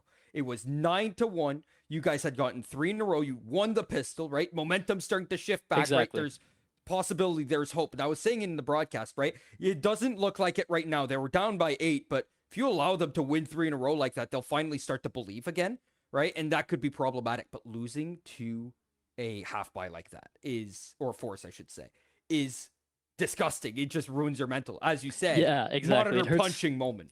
Right. It hurts the team's mental, and honestly, those kind of things make me mad. I couldn't call as well, and we just kind of got rattled, but we bounced back. I mean, next map we managed to, put it in the past and get on with it. Yeah. You bounced back in a hard way, and ultimately, you guys have come through and won the CIE CS2 Grand Finals to be the champions. $300 cash prize. Flower Boy, is there anything else you want to say? Anything you guys are planning on spending the money on? Any final notes you want to give to our audience? Man, I think I'm going to open a BMO bank account, throw that money in there. We'll see how it rides. Shout out to 1-0. Shout out to CSU. They played well. And Maritime's up, baby. That's all. So many teams from Ontario that came into this tournament. The ones that come out on top are the ones from the Maritimes. Congratulations, Flower Boy. You deserve all the flowers that you are going to be receiving from us. Congratulations to UNB. Dalhousie, right? The one player from Dalhousie coming in clutch, of course. And congratulations to everyone. Thank you, everyone who's helped with this. I want to thank a lot of people. Evil John Bob for organizing and adminning this tournament. Thank you so much for everything you do. I can tell that you're stressed out of your mind. Thank you so much for making everything happen. When it comes down to it, Yusef, Zedroid, and Luke, you guys have all been working the entire time in the background. When it came to the other days as well, Zykin was there. We had ourselves Ninjix that was earlier on in the broadcast. He also helped out on day number 1. Romeo, you were there yesterday as well for the quarters and semis. I want to thank everyone who's been there for the entire tournament. Me and Evil John Bob were the only 2 that really were there for the full time, right? But the rest of the tournament came together thanks to the help of the rest of the CIE volunteer members. Even though you guys aren't that much into Counter-Strike, I love you all. Thank you so much for the help you guys gave this entire week. Anything else you want to say, Flower Boy, before we leave off? Just thanks for hosting the event. It was a great event. Much love to you guys. Romeo? Happy to be here. Thank you, guys. And we are out.